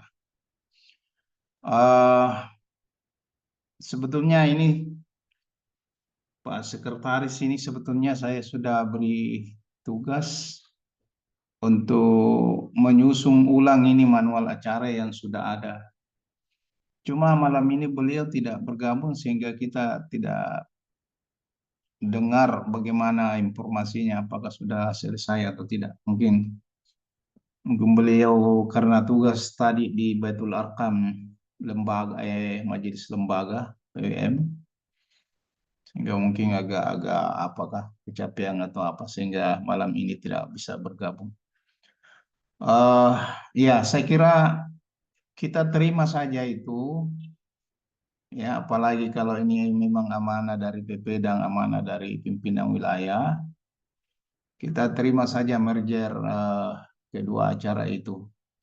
Memang ada beberapa materi yang sebetulnya mirip, bahkan ada yang sama. Nah itulah yang nanti kita akan materi di refreshing itu yang kita yang kita mungkin Press lagi. ganti dengan materi PP, ya Mm-mm. press, supaya materi PP juga jalan dan tidak mengurangi materi kita, Ya, tidak materi mengurangi refresh. materi yang kita sudah rancang, ya, refreshing mubalik maksud saya. Mungkin ada satu yang agak sedikit banyak memang itu, tapi mungkin pilihan, terutama masalah PK itu ada beberapa saya lihat yang di tawaran manual acara dari PP itu mungkin nanti yang akan kita sesuaikan yang mana yang mungkin cocok untuk masuk di acara refreshing. Yang jelas ada acara persiapan Ramadan, saya kira ada juga di acara manualnya itu, di manual acaranya itu target tentang itu. Jadi sudah dua itu, yaitu menyangkut Tarwiyah Ramadan dengan KGHT, itu sudah bisa kita merger anunya, atau kita sudah bisa setarakan apa istilahnya, materinya. Ya, sehingga itu semua nanti materinya akan disampaikan oleh PP. Sekalipun kita sudah sampaikan di rapat PWM bahwa yang bawakan materi KGHT ini, yang bawakan Tarwiyah Ramadan ini. Nah, saya kira itu. Cuma begini, ini karena besok itu saya kebetulan ketua panitia Baitul Arkam dosen ini, saya khawatir jangan sampai, tapi mudah-mudahan saya bisa tinggalkan setelah pembukaan, bisa bergabung di rapat PWM. Ya, Tapi saya minta teman-teman yang lain juga, ya teman-teman lain juga standby. Jangan sampai misalnya saya agak lambat, ada yang mendahului sebelum saya tiba. Jadi Ustadz Asnawin, karena yang hadir malam ini Ustadz Asnawin dengan Ustadz Rinal. Ustadz Nawir, ada kegiatannya besok Ustadz Nawir? Ya, jadi besok ada kegiatannya besok. Saya kesana besok. Ustadz Jam 2 Asnawi kayaknya. di rapat PWM. Jadi Ustadz Asnawi dan Ustadz Rinal, ya. Siap-siap ikut rapat di besok di PWM. Mudah-mudahan saya bisa menyusul karena ya untuk mempersiapkan secara teknis besok acara Baitul Arkam mungkin awal-awal agak-agak sibuk. Tapi setelah jalan mungkin sudah bisa ditinggalkan. Saya kira itu. Jadi kita terima acara, ya mix acara itu antara tarji dengan mubalik, dengan refresh mubalik. Tinggal insya Allah ya besok atau ada rapat, mungkin ada rapat khusus ya antara tarji dengan majelis tablik, Pak Koordinator. Bisa Saya dikomunikasikan kira dengan yang paling bersiap gimana? ini kan tablik. Jadi yang penting ada utusan besok. Ada utusan besok dengan rancangan manual acara yang disesuaikan. Itu saja poinnya. Ya. Karena majelis tarji juga belum punya persiapan, panitia juga belum ada, pokoknya belum ada apa-apa. Sementara kegiatan PP ini sifatnya agak mendesak menjelang sebelum masuk Ramadan. Nah, tablik yang sudah punya panitia, sudah punya perencanaan, itulah salah satu pertimbangan juga. Tapi tetap kalau nanti besok tablik sudah melapor, mudah-mudahan Pak Ustaz Abbas juga hadir, supaya beliau bisa arahkan teknisnya ke majelis tarji. Nanti kita bagi tugas yang dikerja oleh teman-teman personil majelis tarji apa, kemudian yang kita kerja juga apa, supaya secara teknis bisa sukses. Untuk yang hadir besok bisa Ustaz Arinal juga selain Ustaz Asnawin, Ustaz Nawir juga mungkin bisa biar rame-rame. Ya. Ustaz Nawir bisa hadir besok bersama Pak Ketua Ustaz Asnawin. Insya Allah Ustaz, besok saya pastikan, karena biasa tiba-tiba ada mendadak dari perintah. Oh begitu. Ya, kalau tidak ada kegiatan saya, insya saya siap ikut. Oke. Tiba-tiba ada perintah dari pimpinan fakultas, jadi kalau tidak ada, insya Allah. Ya. Oke, ya. Kemudian Ustaz Nurdin minta tolong nanti bisa di-share materi-materi apa namanya? Materi-materi refreshing biar saya pelajari juga untuk bisa mempertimbangkan mixnya antara materi NTT dan materi tablik. Saya kira cukup ya, Ustaz. Iya. Ya, saya kira cukup. Rapat wilayah. Ustaz atau di Hinduisme? Di Pak Dahlan, Ustaz Dahlan. Ya, rapatnya di Pusdam. Besok wilayah di mana? Di Pusdam. Oh, di Pusdam. Oke, ya. Ya, baik. Ya, saya kira itu kita cukupkan saja dulu malam hari ini. Poinnya satu, kita siap menyukseskan tarji dan refreshing balik. Ya, nanti ya insya Allah teknisnya nanti di manual acara yang kemudian nanti kita minta ketua PWM ya langsung mengundang, karena ini dua majelis yang melaksanakan kegiatan yang berkegiatan. Saya kira itu, mari kita tutup. Sudah 2 kali tutup ini, Pak Rinal.